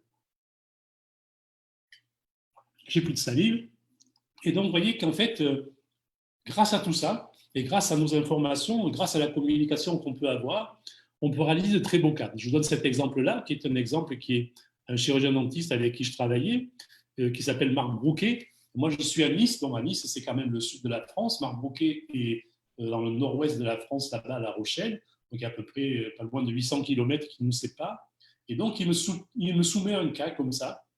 Vous voyez qu'il y a une vieille Richemont qui est encore en place sur cette 11. Donc, dessous, un gros tenon métallique qui est dans la racine de la dent. Et donc, ce patient ne veut plus de diastème, il veut changer cette dent. Et il ne veut pas de diastème en bas non plus, il n'en veut plus. Donc, il va falloir réaliser des facettes. Ces facettes ont été réalisées. Bien évidemment, ces facettes ne sont pas faites comme ça. C'est passé par toute une série de mock-up, de wax-up qui ont été préparés en bouche. Et donc, l'ensemble a été réalisé. J'ai fait les facettes. Et donc, le jour de la pose, voilà, le jour de la pose, ces facettes qui ont été réalisées. Donc, ce sont 6 facettes en haut qui ont été faites, qui sont en disilicate de lithium, c'est-à-dire en IMAX. Il y a 4 facettes en bas qui ont été réalisées de la même manière. Et vous voyez qu'on est arrivé malgré tout à fermer les diastèmes comme ça. Là, on voit encore des traces des crampons du moment de la digue en fait, qui a été placée pour réaliser le collage. Et donc, 8 jours après, voilà donc le résultat qu'on peut obtenir. On voit qu'en haut, ici, la muqueuse est déjà en train de remonter dans l'espace comme ça et le diastème se referme. Et vous voyez quand même une grosse différence. Et là aussi, ça fait partie des choses qui sont des choses importantes, savoir où placer le point de contact par rapport à l'espace osseux qui est dessous, de manière à ce que cette muqueuse qui est ici puisse remonter dans l'espace et fermer cet espace interdentaire. Tout ça, c'est valable aussi pour les dents naturelles, bien évidemment, mais aussi pour les implants. Et tout ça, c'est des choses qu'il faut avoir en conscience. Voilà un cas aussi d'une jeune fille qui est une vingtaine d'années et qui en a marre d'avoir des diastèmes entre ses dents, qui a subi un traitement orthodontique qui a été très long, elle ne veut plus entendre parler de ça.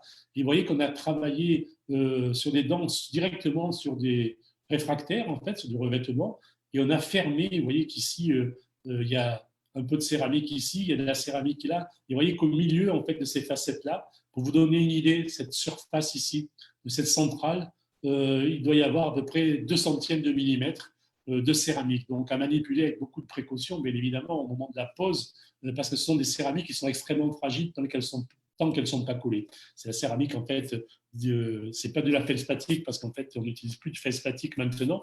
C'est une céramique fluoroapatite, de l'IMAX, non pas de lingotin, mais la céramique de stratification qui a été stratifiée directement sur le revêtement. Et donc, en bouche, après, il suffit de décoller, et vous voyez que l'intégration est parfaitement réalisée. Donc, on n'a pas de problème par rapport à ça. C'est des choses qu'on maîtrise parfaitement bien. Et puis après, à distance, toujours pour mettre en évidence la communication qu'on peut avoir avec les praticiens. J'ai travaillé donc aussi à l'époque avec ce chirurgien dentiste qui s'appelle Pascal Bluns, qui est à Kourou. Kourou, c'est en Guyane, en Amérique du Sud. Vous imaginez la distance qu'il peut y avoir. Et donc là, simplement, on a réalisé cette 21. Je vais revenir, là, voilà, 21 qui a été réalisée. Bien évidemment, on ne peut pas faire non plus aussi 40 voyages. Hein, vous imaginez bien, entre Kourou et Nice. Donc, on est obligé de faire en sorte que les éléments soient les mieux finis, enfin les mieux déterminants entre la communication et ce qu'on peut faire de manière à avoir un seul voyage à faire pour poser cette dent. Après, il y a des cas qui sont un peu plus compliqués. On va rentrer dans l'implantologie parce que là, on était sur des dents naturelles, donc c'est des choses relativement faciles. Donc voilà un jeune homme qui s'est présenté, qui avait un problème au niveau de la 21, qui était cassé. Donc je ne vais pas rentrer dans le côté technique, on va dire radiologique et le côté technique dentaire, entre guillemets, du cabinet. Donc, s'il y a eu une extraction de la dent, il y a eu une pose d'implant immédiatement après l'extraction, et puis il y a eu cette dent-là, la dent qui a été extraite, a été utilisée pour faire le provisoire. Et donc, après, on a réalisé une dent transvissée sur implant en zircone, stratifiée sur cette centrale.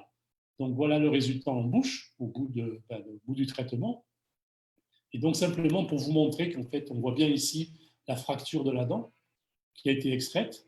Cette fracture-là, bon, elle a permis d'extraire même la dent en haut. Donc, l'implant a été posé à la place de cette dent-là. Et vous voyez qu'on a réalisé une dent transvissée sur un implant en zircone. Alors, j'attire votre attention sur le fait que, regardez ici, une chose qui est extrêmement importante pour ceux qui font de la zircone relativement quotidiennement, faites en sorte d'avoir toujours des supports de la céramique qui soient les plus importants possibles, surtout au niveau proximal, pour éviter d'avoir des laminations de la céramique qui se cassent parce qu'il manque de soutien. Ça, c'est très, très important et prenez-le en compte, ça, parce que c'est ça vous évitera de refaire des dents trop souvent ou de réparer les dents. Alors, quand c'est transfixé, ce n'est pas bien grave, mais quand ces dents sont scellées, c'est une catastrophe pour le prothésiste et le chirurgien dentiste qui doit le démonter aussi. Voilà. Donc, dans les mêmes cadres en fait, de travail, vous voyez que là, il y a une dent qui a été condamnée. Cette dent et cette dent sont condamnées. Ces deux dents-là ont été remplacées par des implants. Cette 12 aussi a été réalisée par une facette. Et vous voyez qu'on a réalisé ces 3 dents, en fait. Ces 3 dents sont en disilicate de lithium aussi, qui sont en fait enfin, pas du silicate de lithium, c'est la latérale qui est en disilicate. Les 2 centrales sont en zircone transvissé. Et donc, elles sont stratifiées, bien évidemment, avec la céramique et la céramique de l'IMAX. Donc, c'est la même céramique qui permet de monter aussi bien sur la zircone que sur l'IMAX. Voilà encore un cas aussi qui est un cas relativement bien conduit aussi. Vous voyez qu'en fait, il y a l'extraction de 2 dents. 2 implants ont été mis en place immédiatement dans les alvéoles. Bien évidemment, la chirurgie est toujours bien réalisée. Il y a du bios qui est mis au niveau des pertuis ici, enfin des trous des dents pour avoir l'os qui reste bien en place et tout. Et donc, vous voyez le résultat esthétique à la fin sur 2 dents en 7 qui sont transvissées et qui sont en zircone transvissé et stratifiées aussi avec de l'IMAX. Et on arrive à avoir un résultat qui est quand même tout à fait acceptable au niveau de l'esthétique. Et le patient, je peux vous garantir qu'il était parfaitement content de ce résultat. Après aussi des travaux comme ça qu'on fait à distance. Jean-Louis Zadikian et un ami chirurgien dentiste qui a un cabinet extraordinaire dans la région parisienne et qui fait une chirurgie hallucinante. Et vous allez voir plein de cas, quelques cas à la fin sur des gros cas que nous réalisons ensemble. Donc voilà une chirurgie qu'il a réalisée. Vous voyez la qualité de la chirurgie qui a été faite. L'implant a été posé. Et là-dedans, il faut qu'on réalise une dent. Alors bien évidemment, vous imaginez bien que quand on passe après ces chirurgies-là, il faut qu'on soit vraiment à la hauteur de la chirurgie pour pouvoir rendre une dent. Parce que je vous rappelle aussi, c'est que le patient vient chercher une dent, il ne vient pas chercher un implant. L'implant, ce n'est pas son problème, au contraire, ça lui fait mal, il va souffrir, ça va lui coûter cher. Il veut, lui, une dent, c'est ça qu'il veut. Et cette dent, il faut que vraiment, nous, de notre côté, dans les laboratoires, qu'on fasse tout ce qu'il faut pour donner le meilleur de nous-mêmes pour ce patient. Ça, c'est important. Après, on a des petites techniques aussi comme ça qui nous permettent d'améliorer la qualité de nos réalisations. Voilà 2 centrales qui ont été réalisées sur un plan aussi.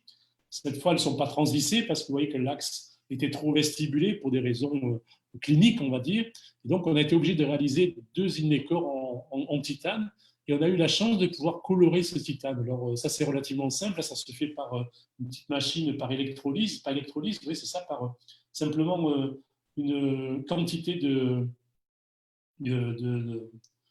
c'est la quantité électrique, en fait, qui va permettre de colorer le titane en rose, par exemple, pour la partie sous-gingivale, et en jaune pour la partie couronne. Et donc, ça permet d'éviter cette redondance du jaune, du gris, pardon, derrière les dents là, qui peuvent donner toujours un aspect qui n'est pas très esthétique. Et le fait de mettre du jaune dans l'intrado des dents donne un aspect beaucoup plus chaleureux et beaucoup plus chaud. Et donc, vous voyez que même sur les molaires, on est capable de le faire. Alors, bien évidemment, il faut prendre en compte ces profils d'émergence qui sont dans la continuité et qui sont préparés aussi en amont par le prothésiste, par le chirurgien dentiste. Et nous, on doit vraiment se calquer par rapport à ça d'une manière extrêmement importante. Après, quand on va aller au-delà et qu'on va travailler sur des gros travaux, on se retrouve aussi avec des choses qui sont extrêmement importantes à prendre en compte. Aussi bien nous, d'une part, quelque part, mais aussi bien au niveau des chirurgiens dentistes quand ils font leur évaluation et leur plan de traitement. C'est ce qu'on va appeler le gradient de résorption et quel type de restauration on va pouvoir adapter sur ces gradients de résorption.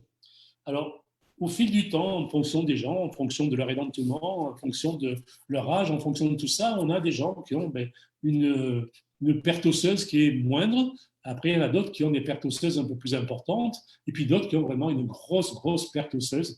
Et là, il va falloir, en fonction de ces pertes-là, réaliser des prothèses et surtout proposer à ces patients-là des prothèses en les avertissant déjà qu'en fait, il risque d'y avoir la possibilité d'être obligé de mettre de la fausse gencive. Et ça, il faut vraiment les tenir au courant parce qu'en fait, quand on dit fausse gencive, obligatoirement, le patient pense à une prothèse amovible. Donc, il faut faire attention à la communication en fait, qui se fait.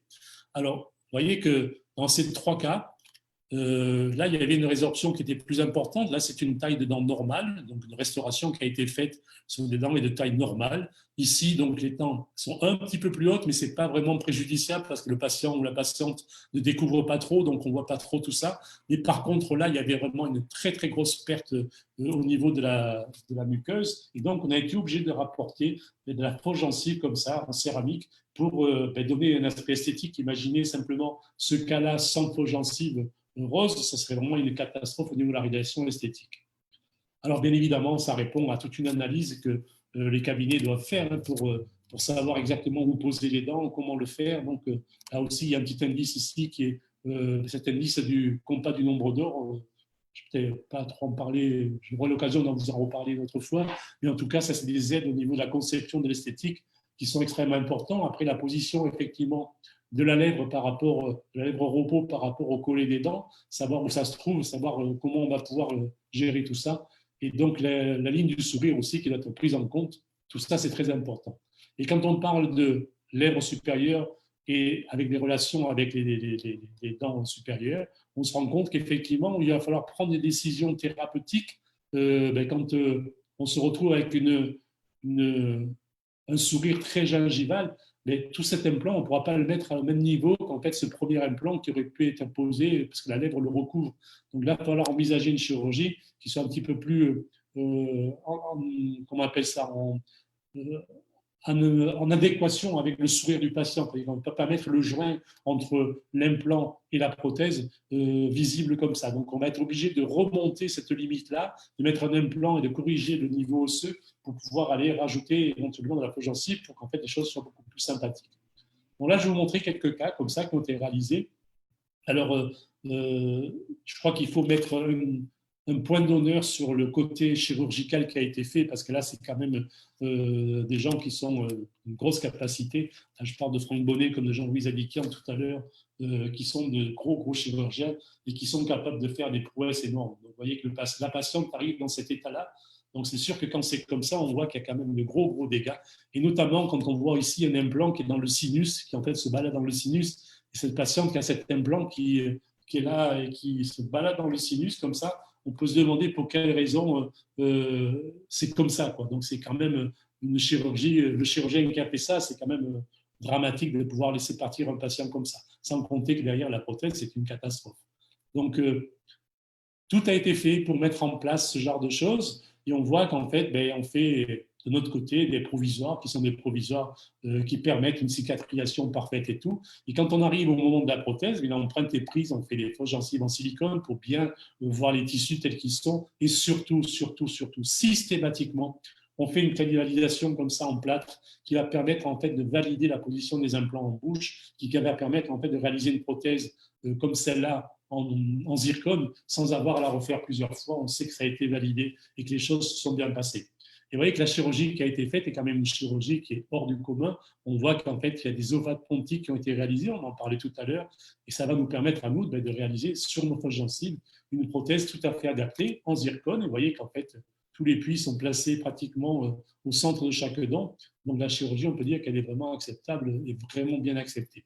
Et vous voyez que le travail qui a été fait au niveau chirurgical, donc inutile de vous dire qu'il n'y a pas qu'une seule chirurgie qui a été faite, il y a les greffes qui ont été faites, les greffes osseuses, les greffes de tissu mou aussi, de gingival, qui ont été faites pour arriver à ce résultat-là. Donc là, il y a un bridge complet du haut et du bas qui ont été réalisés en zircone et bien évidemment en IMAX par-dessus. Et vous voyez la patiente à quel point elle est contente d'avoir ce sourire qui est revenu. Pour ça, c'est notre quotidien aussi, c'est de rendre ce sourire à ces patients, parce qu'en fait, c'est notre but, c'est notre logique à nous. Voilà. Donc après, ce monsieur qui est ici aussi, qui arrive avec un sourire quand même particulièrement délabré, c'est le moins qu'on puisse dire, et qu'il n'ose même plus sourire tellement, il n'ose même pas montrer ses dents du haut, on voit que ses dents du bas quand il essaie de sourire un petit peu, et quand on écarte un petit peu plus, on voit que c'est vraiment une catastrophe, tout est arrivé au bout du bout, et puis le bas c'est pareil, donc là il va falloir intervenir et faire des choses un petit peu différentes.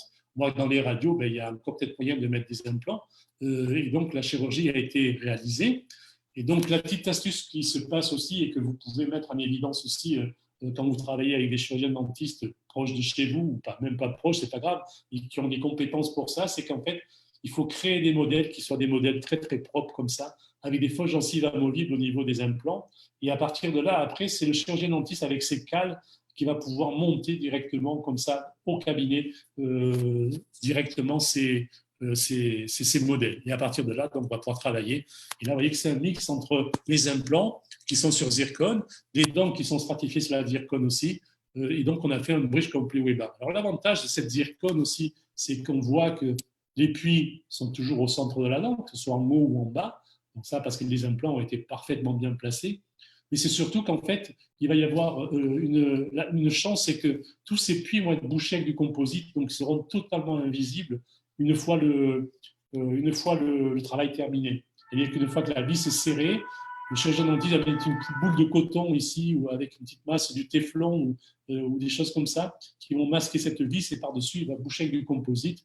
Le jour où il a besoin d'intervenir, il enlève le composite, et puis il peut dévisser et refaire ce qu'il y a à faire. Donc voilà le cas qui a été fini sur le modèle. Et puis voilà le cas en bouche, et vous voyez que le patient change complètement directement. Vous voyez tous les éléments qui ont été faits.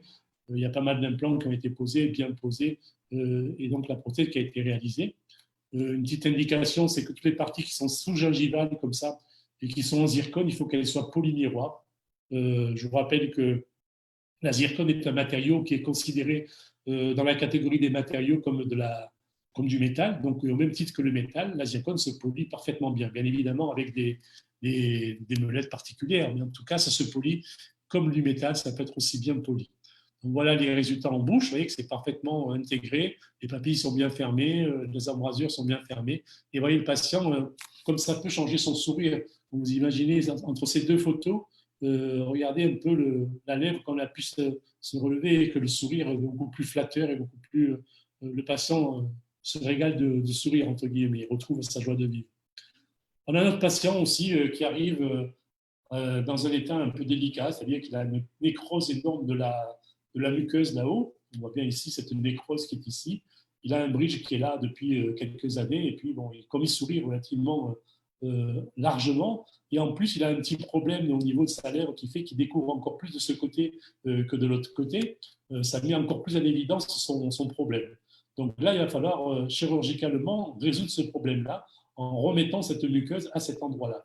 Et pour ça, bon, bien évidemment, Franck Gonnet, qui est le chirurgien dentiste qui a réalisé ce travail-là, qui est à Cannes, a réalisé bien évidemment plusieurs chirurgies de manière à enlever cette partie-là et la remplacer par de la muqueuse et de l'os, bien évidemment, et un implant qui va être dessous pour solutionner tout ça. Bien évidemment, tout ça, le patient est bien au courant de ce qui l'attend et des nombreuses chirurgies qu'il a à faire. Et donc, à partir de là, vous voyez que l'implant a été posé. Vous voyez que la partie autour de l'implant ici aussi est parfaitement maîtrisée.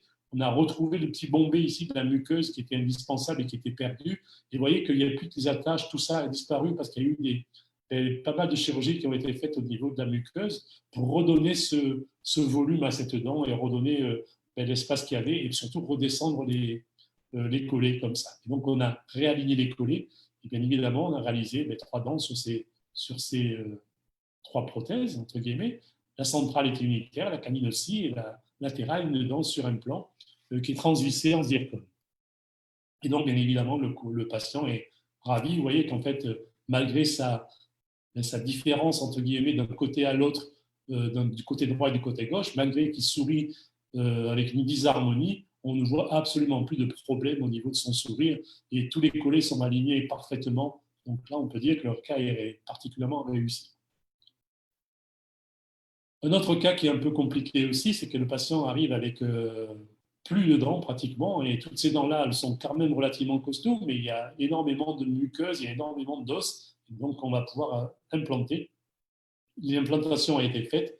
Toujours pareil, j'insiste beaucoup sur cette technique de validation en plate qui doit être vraiment indispensable et faite systématiquement dans tous les cas. Parce qu'en fait, il est plus facile de recoller une clé en plâtre, de reprendre une empreinte, plutôt que de devoir refaire un bridge complet comme ça en zircone. Ça serait vraiment une catastrophe. Donc, vous voyez que là, c'est pareil, c'est un bridge complet qui est transvissé en zircone, qui a été stratifié. Vous voyez, même derrière, on voit ici, par exemple, les pastilles de zircone qui permettent d'avoir un support de la céramique qui est très, très important au niveau postérieur. Alors, mais évidemment, ce sont des travaux qui sont peut-être un peu plus anciens aussi, Et maintenant, on fait un peu différemment parce que pour les postérieurs, on va utiliser pratiquement de la zircone système Preto, vous verrez tout à l'heure, qui sont en fait la totalité des éléments sont en zircone puisque la zircone a évolué. Et aujourd'hui, on a des zircones qui sont beaucoup moins blanches que ça, qui sont translucides et qui permettent de faire des choses beaucoup plus simples. Et vous voyez que donc dans ce cas-là, le patient est arrivé comme ça, il repart comme ça. Et on a pu conserver, enfin le chirurgien dentiste a pu conserver la totalité de la muqueuse et de l'os vestibulaire en faisant bien évidemment des greffes aussi au moment des implants. Quand il a posé les implants, il a mis du bio-os de manière à conserver toute cette masse osseuse. Et ça permet de faire des restaurations où il n'est pas nécessaire en fait, d'aller mettre de la fausse gencive parce qu'en fait, on n'en a pas besoin à ce moment-là. Voilà, toujours pareil, des cas comme ça, simplement, vous voyez que quand on a des gros bridges complets comme ça, systématiquement, hein, j'insiste toujours sur ce genre de choses, mais voilà, clé de validation. Et après, quand on fait un modèle, nous, on fait un modèle avec une fausse gencive amovible en silicone qui va permettre au chirurgien dentiste de monter directement au cabinet avec le bridge provisoire qui est validé au niveau de l'occlusion et au niveau de l'esthétique. Ils montent directement sur l'articulateur avec le bridge provisoire pendant que le patient est sur le fauteuil. Ça permet d'être dans des conditions parfaites d'occlusion et pas avoir à tâtonner ou à chercher ce genre de choses. Voilà les résultats qu'on peut obtenir.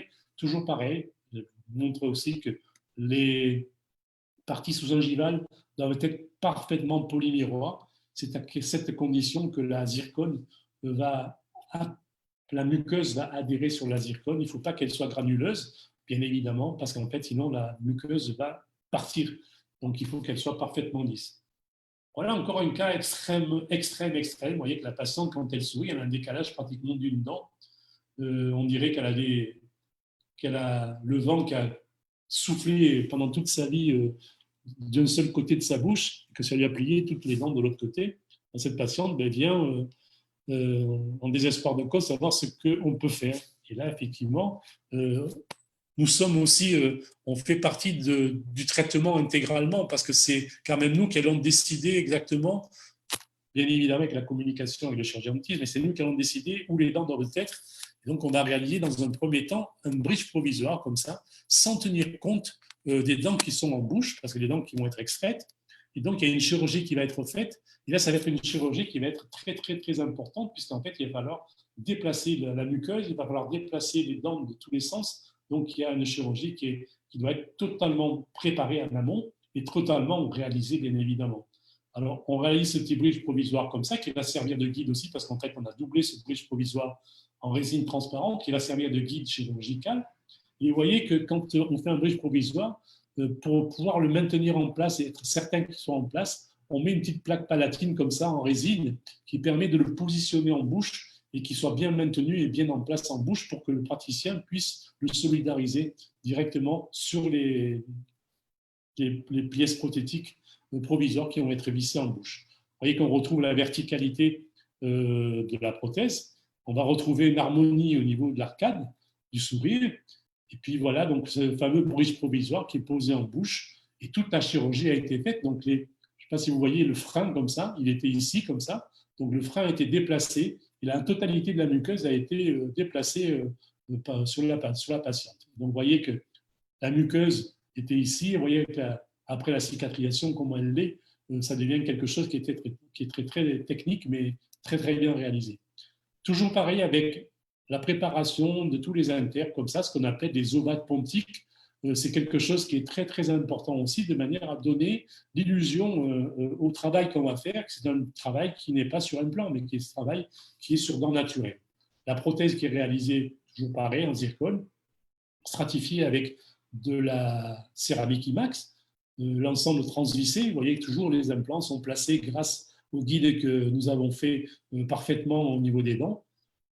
Et voilà le bridge qui est transporté en bouche, posé en bouche. Vous voyez qu'il y en a qui sont des implants qui sont très profonds, mais malgré tout, on fait en sorte de pouvoir connecter là-dessus aussi. Et cette patiente, bien évidemment, vous imaginez bien à quel point elle revit et regardez à quel point son sourire a changé et à quel point cette personne, socialement, peut se sentir vachement plus valorisée. Voilà, donc des cas comme ça, vous voyez que la chirurgie est aussi importante. Vous voyez que le patient arrive comme ça, ou la patiente, et il a des trous partout. Et il faut arriver à gérer ce genre de choses. Après, on va passer dans des cas, bien évidemment, où la fausse gencive a une importance capitale dans ce que nous faisons. Et là, il faut savoir maîtriser aussi ce genre de choses. Donc voilà un cas, ça c'est un cas d'étude que j'avais réalisé pour simplement me faire plaisir. Alors il y a des cas comme ça où on fait, c'est un travail qui a été réalisé par Jean-Louis Zadikian, et dans ce cas-là, le haut n'a pas besoin de faux gencives, puisqu'en fait, la chirurgie a permis de rétablir toute une partie osseuse et muqueuse qui est parfaite, et donc on n'aura plus qu'à s'appliquer dans tout ce qui a été fait dans les profils d'émergence qui ont été réalisés. En revanche, le bas, il faut mettre de la faux gencive, donc là, on va travailler sur de la faux gencive aussi pour pouvoir faire quelque chose qui soit tout à fait adapté. Quand on travaille la zircone, maintenant, avant on le faisait beaucoup moins parce qu'on ne connaissait pas vraiment le principe, et aujourd'hui sur la zircone, on est quand même dans des niveaux de connaissances qui nous permis de faire pas mal d'évolutions. Même si c'est un matériau relativement nouveau, on peut arriver à connaître ce matériau, à le maîtriser parfaitement. Ça n'a pas été facile, mais aujourd'hui, je pense qu'on est capable de faire des choses particulièrement jolies. Donc, systématiquement, moi, aujourd'hui, je colore systématiquement tous mes bridges comme ça. Je les infiltre au moment de la sintérisation de manière à pouvoir avoir un substrat qui soit relativement coloré déjà. Et vous voyez, des fois, je les colore de manière beaucoup plus importante pour pouvoir avoir quelque chose une chaleur qui vient de l'intérieur de la dent, comme les dents naturelles. Et ça, c'est très important. Vous voyez, ce cas qui a été réalisé, malgré la coloration que vous avez vue tout à l'heure, que vous venez de voir, avec la certification dessus, nous permet d'avoir une teinte qui est relativement claire, malgré que dessous, on sent de la chaleur qui vient de l'intérieur de la dent. Alors, dans des cas comme ça, on n'a pas nécessairement besoin de beaucoup de faux gencives, mais simplement d'avoir simplement une papille comme ça, qui nous permet d'avoir on va pas trianguler les dents, on va pouvoir leur donner une forme beaucoup plus sympathique, simplement parce qu'on rajoute cette petite papille en céramique rose. Si on ne fait pas ça, on se retrouve soit avec des trous noirs, soit éventuellement à élargir les dents. Et dans ce cas-là, ça fait quelque chose qui n'est vraiment pas très esthétique. Après, dans les cas qui sont un peu plus extrêmes, là, il va falloir mettre beaucoup plus de muqueuse. Et là, c'est pareil, il va falloir qu'on devienne des parodontoprothésistes quelque part, parce qu'en fait, il faut qu'on essaie d'étudier aussi quelque part notre façon de voir les gencives, savoir comment elles sont composées, par quoi et comment les vaisseaux, les pas vaisseaux, de manière à pouvoir reproduire au mieux la nature. Parce que c'est vrai qu'on ne peut pas imaginer qu'un patient sourit et on voit un morceau de chewing-gum qui est au-dessus de ses dents comme ça collé. Ce n'est pas possible. Aujourd'hui, il faut essayer d'adapter aussi cette fausse gencive à chaque patient en essayant de côtoyer au mieux comment il vit, ce qu'il fait, quelles sont ses origines, parce que ça c'est important aussi. J'ai un de mes anciens collaborateurs qui avait fait une thèse là-dessus qui est extraordinaire, qui s'appelle Sébastien Santos, et qui avait fait donc la coloration de la muqueuse par rapport aux ethnies, et ça c'est très très important. Je pense que entre les personnes caucasiennes, européennes, arabes, la couleur de la muqueuse n'est pas du tout la même. Africain aussi, voilà, il faut vraiment en tenir compte aussi. Un peu comme les dents aussi, quand on travaille sur des dents, on ne peut pas faire n'importe quoi non plus. Voilà donc le type de réalisation qu'on fait aujourd'hui. Vous voyez que la zircone a pris un volume beaucoup plus important, parce que cette zircone est devenue translucide, est devenue beaucoup plus colorée, puisqu'on peut la colorer, et donc et la résistance est beaucoup plus intéressante. On n'a plus à cacher la zircone, mais on s'en sert vraiment comme élément entier pour ce genre de choses. Elle fait partie intégrante de l'esthétique maintenant. Vous voyez que, pareil, là, sur ce cas-là, on voit très bien qu'en fait, on arrive toujours à colorer. Alors, bien évidemment, des fois, il nous manque des choses, et ces manques de couleurs, on va les chercher dans l'industrie, on va les chercher ailleurs. Et c'est ce que j'ai fait moi pour retrouver ce genre de choses. Donc, à l'occasion, je vous donnerai des petits éléments comme ça. Quand on aura l'occasion de se rencontrer, je vous donnerai des petites combines pour retrouver ces rouges que nous n'avons pas spécialement dans les coffrets céramiques à notre disposition aujourd'hui. Voilà la manière dont c'est réalisé. C'est un cas qui a été réalisé aussi en 2 temps, la plupart du temps. Moi, je finis toujours mes parties coronaires parce que j'aime bien avoir mes profils d'émergence qui sont bien finis avant de pouvoir poser la gencive, pour moins qu'avoir un aspect beaucoup plus naturel. Donc, je finis mes dents au niveau coronaire partout, pratiquement, en tout cas, où je laisse quelques petites bricoles à refaire au moment de la finition. Et là, je vais poser tous mes éléments en céramique de manière à avoir quelque chose qui est le plus proche possible de la réalité. Et je vais même jusqu'à faire des petites déhiscences au niveau de la muqueuse. Des fois, des petits déchaussements qui peuvent se faire aussi. Et ce que je fais régulièrement aussi, c'est ce petit frein qui est toujours là, un petit peu présent et toujours présent dans ce type de réalisation. Voilà le résultat qui est qui a été fini sur le modèle. Et donc voilà le résultat en bouche. Vous voyez que l'intégration au niveau muqueuse est relativement intéressante. Et ça, ce travail a été fait à distance aussi, donc avec Jean-Louis Zadikian qui est à Paris. Et donc on n'a aussi pas beaucoup besoin de trop se tromper. Donc là, des cas, vous voyez, on en trouve, j'en ai des tonnes comme ça, hein, j'en ai fait vraiment beaucoup dans ma vie. Mais là, ces derniers temps, encore plus. Vous voyez que la muqueuse aussi est toujours très mise à l'épreuve par des guillemets. C'est-à-dire qu'on va la protéger, cette muqueuse, en polissant parfaitement cette zircone, parce que là, il faut vraiment qu'elle soit polymiroir pour que la muqueuse puisse vraiment s'agripper dessus et faire ce qu'il faut pour que ça avance, que ce soit le plus intégré possible. Ça, d'abord, d'une part, ça évite un peu les fuites et les imperfections après. Donc voilà toute une série de travaux comme ça qui ont été réalisés, toujours en zircone et toujours en céramique stratifiée sur zircone. Après, effectivement, il y a des cas comme ça où il faut beaucoup plus de céramique rose, et bien bon, on va mettre la céramique rose, c'est pas grave. Et puis aujourd'hui, on est capable de faire aussi un bridge comme ça, complet ou bas, zircone sur zircone ou céramique sur céramique. Dès l'instant qu'en fait le patient est bien suivi, qu'il a une gouttière pour la nuit, on ne prend pas trop de risques par rapport à ce genre de choses. Voilà, donc vous voyez, même au niveau postérieur, on va relativement loin avec la gencive. L'important, c'est que ce soit nettoyable et que le patient puisse en prendre conscience. Voilà un cas aussi qui a été réalisé à distance, hein, puisque là, le praticien qui est Pierre Sacaz, qui est en Bretagne, et moi, je suis à l'opposé complet. Là, il y a 1200 km de différence. Et vous voyez que le bridge complet du haut qu'on a fait, qui nécessitait effectivement de la muqueuse, mais voilà l'intégration qu'on peut avoir en ayant une bonne communication toujours. Donc Pierre me prend des photos qui sont toujours excessivement belles. Là, cette preuve, c'est que c'est lui qui a pris ces photos-là. Et donc, avec des teintes qui sont... les réglages sont tellement bien faits que les teintes sont relativement faciles à faire. Et vrai que l'intégration en bouche de ce travail est quand même relativement intéressante.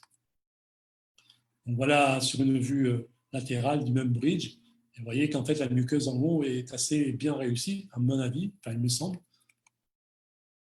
On a une patiente aussi qui est arrivée il y a quelques années avec un sourire, vous voyez, très, très ennuyeux parce qu'en fait, on voyait des trous noirs entre ses dents. Elle avait des dents extrêmement déchaussées. Bon, cette patiente a été opérée.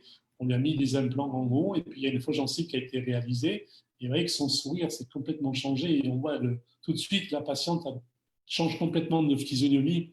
Donc aujourd'hui, il ne faut pas ignorer aussi notre condition à nous sociale en fait qu'on peut apporter à ces patients-là parce que c'est quand même très très important. On est capable de rendre le sourire à des gens comme ça qui en ont vraiment besoin et ça c'est très très important. Donc voilà un petit peu le fonctionnement. Vous voyez que pour mettre en évidence les couleurs que je stratifie, je les colore toujours avec des colorants, hein, peu importe que ce soit du stabilo, que ce soit des colorants vendus par les industriels ou des commerciaux. Donc en tout cas, il faut colorer un petit peu ces dents-là pour savoir exactement ce que vous mettez, où vous le mettez, en quelle quantité. D'autant que quand vous faites une grosse restauration comme ça, vous allez mettre un certain nombre de temps pour arriver à la stratifier. Et là, ça va être quand même relativement long. Et si vous êtes dérangé pendant ce temps-là, vous ne savez plus trop où vous en êtes. Si vous avez une céramique qui est blanche partout, vous ne savez plus où vous en êtes. Donc, il vaut mieux toujours essayer de colorer un petit peu. De la même manière, je colore toujours aussi la céramique de stratification pour les faux gencives, pour que je sache exactement ce que je pose et à quel endroit je le pose. Et donc, voilà le résultat qu'on peut obtenir avant la pose des T-bases qui vont être collées dans l'intrado. Comme ça, vous voyez, les T-bases ont été collées dans l'intrado, puisqu'on a travaillé sur des T-bases en métal. Et donc, ça a été usiné au laboratoire, bien évidemment. On utilisait T-base parce qu'on n'a pas les références des implants pour pouvoir les usiner. Donc, moi, je peux vous garantir qu'en bouche, ça donne un aspect qui est le plus naturel possible et que les patients, en règle générale, ils sont toujours assez satisfaits du résultat. Voilà quelques exemples encore. Alors, il y a quelque chose qui est important aussi. Je vais vous montrer cette œuvre en fait, qui est faite par Jean-Louis Zadikian. Donc Jean-Louis Zadikian est à Paris. Il a fait régulièrement une œuvre qui s'appelle Un jour un sourire, auquel j'ai participé bien évidemment avec d'autres amis prothésistes dentaires. Ces patients-là sont des patients qui sont un petit peu en galère dans leur vie. Et donc les fabricants d'implants ont joué le jeu. Jean-Louis Zadikian a joué le jeu. D'autres dentistes aussi avec lesquels il travaille ont joué le jeu. Et puis nous, on a joué le jeu parce qu'on a fait tout ça gratuitement. Et donc ces patients ont retrouvé un sourire grâce à des bridges complets au EBAC qui ont été des bridges complets translissés sur un plan, réalisés mais dans les meilleures conditions. Et vous voyez à quel point ça peut rendre le sourire aux patients et à quel point ça peut leur donner socialement une autre dimension et une autre envie de continuer quoi, dans ce genre de choses quand ils sont au plus bas. Vous voyez, cette patiente, un petit peu, c'est ce qu'on disait tout à l'heure, comment on va appréhender les choses comme ça. Vous voyez que le niveau des lèvres par rapport au niveau de la muqueuse ici est un niveau qui est relativement haut. Et comment il va falloir faire pour aller mettre des implants. Donc, il va falloir travailler beaucoup, beaucoup ici sur la gencive, hein, et l'os qui est dessous, pour raboter tout ça, pour remonter les collets, pour aller mettre des dents sous la lèvre comme ça, et pour aller réaliser ce genre de choses.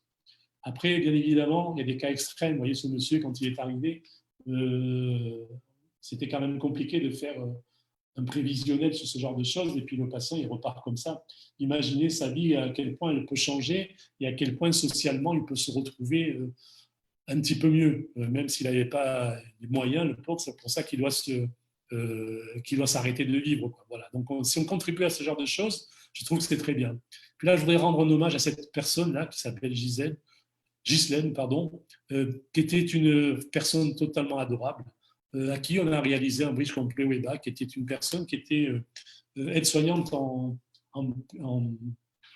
prénatalité dans un hôpital de Paris et qui est décédée pas plus tard qu'il y a une quinzaine de jours d'une crise cardiaque. C'est une personne qui était exceptionnelle et qui était une représentante totale de ce travail-là et qui était tout le temps présente quand on avait besoin d'elle pour parler de ce que nous avions fait. Et cette personne nous a quittés, donc je voulais quand même lui rendre un hommage au travers de cette présentation parce qu'elle le mérite bien. Donc voilà, notre but, c'est ça en fait. C'est de rendre le sourire à toutes ces personnes-là. Toutes ces personnes-là, ce sont des bridges complets qu'on a fait et qui sont réalisés. Les patients sont pleins de sourires et ça, c'est vraiment ce qui nous plaît le plus. Voilà, donc bien sûr, on peut s'inspirer de la nature, ou peut-être que la nature s'inspire de nous, j'en sais rien. Donc ça, c'est des petites images que j'avais fait il y a quelques temps. En achetant des fraises, je m'étais rendu compte que ça ressemblait beaucoup à nos dents. Et finalement, quand on coupe les fraises aussi, ça ressemble beaucoup à nos dents. Et puis, la nature aussi, il y a des gens qui photographient la nature, qui prennent des exemples qui sont des courbes, des choses comme ça qu'on connaît bien. Et puis, il y a des constructeurs de voitures aussi qui s'inspirent de ces courbes pour faire des belles choses. Donc, il faut vraiment s'inspirer de la nature pour réaliser des belles choses nous aussi. Ça, c'est important. Alors, là, je vais peut-être passer relativement rapidement, je ne sais pas si on a encore beaucoup de temps pour ce genre de choses, mais en tout cas, j'avais voulu savoir à l'Université de Genève, j'étais allé participer pendant 2 jours avec cette personne qui est une personne exceptionnelle, qui s'appelle Suzanne Scherer, qui m'a permis d'aller voir un petit peu dans un microscope à balayage ce qui se passait avec de la zircone. J'avais besoin de savoir comment tenait la céramique et comment la céramique était faite. Donc, j'avais eu quelques dégâts au niveau tout début de la zircone. Ça me permettait de voir. Donc, je vais passer rapidement parce que on n'a plus trop le temps de ce genre de choses, mais simplement pour vous montrer, quand on voit ici, je vais vous détailler, ça c'est le puits en fait de vissage, ça c'est la partie en zircone ici, et ça c'est la céramique de stratification qui a été simplement stratifiée dessus. À une température au début, quand on faisait la même température que pour la céramo-métal, et on s'est rendu compte qu'en grossissant tout ça, on avait une structure qui n'était pas du tout adaptée, pas du tout homogène. On a fait à peu près 50 microns ici, et on voit que la céramique n'est pas adaptée et qui plus est n'est absolument pas cuite au contact de la zircone. Et donc j'avais demandé, Yves Auclair m'avait gentiment passé ces photos qui étaient simplement des photos prises au microscope à balayage sur la fusion de la céramique avec la température. On voit que, vous voyez, à 50 degrés près, il reste encore des éléments qui ne sont pas totalement fondus dans la céramique avant qu'elle devienne totalement fondue et homogène. Donc on part du partie hétérogène et on va la mener à l'homogène. Et ça, c'est vraiment quelque chose qu'il faut respecter. Au début, on ne le savait pas. Et donc, on avait de gros soucis par rapport à ça. Et à l'époque, j'avais fait une étude là-dessus en essayant de comprendre pourquoi. Et j'avais utilisé un système qui s'appelait la pressée sur zircone. On pressait de la céramique sur zircone. Et là, on avait des résultats qui étaient beaucoup plus intéressants. Vous voyez que la céramique ici, ça c'est la zircone. Ici, c'est la céramique. Vous voyez qu'elle n'est absolument pas cuite. Et parce qu'en fait, on n'avait pas respecté des temps de maintien et des montées en température très longues, très lentes. Et vous voyez que c'était vraiment une catastrophe. Et puis, une chose très, très importante aussi, là, je voudrais attirer votre attention aussi sur ce genre de choses, c'est qu'en fait, on avait un bridge qui s'était cassé en bouche au bout de 2 mois qu'il soit porté. Et c'était au niveau de l'interdent qu'en fait, la céramique, l'armature s'était cassée. Et en regardant en détail dans cette au microscope comme ça, Suzanne Scherer m'avait dit il faut qu'on grossisse pour savoir. Et on s'était rendu compte que là, il y avait une fissure dans cette céramique. Et donc, on voit ici que cette fissure est quand même intéressante. C'est de voir aussi que c'est dans la zircone elle-même que l'armature était abîmée. Et donc, on a pris ce que Suzanne avait déjà fait, c'est-à-dire des structures de zircone homogène, et on voit qu'en fait, elle est parfaite. Après, il y a des structures de zircone qui sont un peu moins homogènes et qui ont des petits défauts. Ces petits défauts, ce sont des porosités qui peuvent être plus ou moins critiques. En des cas comme ça, ce n'est pas critique parce qu'en fait, elle est imbriquée dans toutes les molécules ici de zircone, ce n'est pas vraiment dramatique.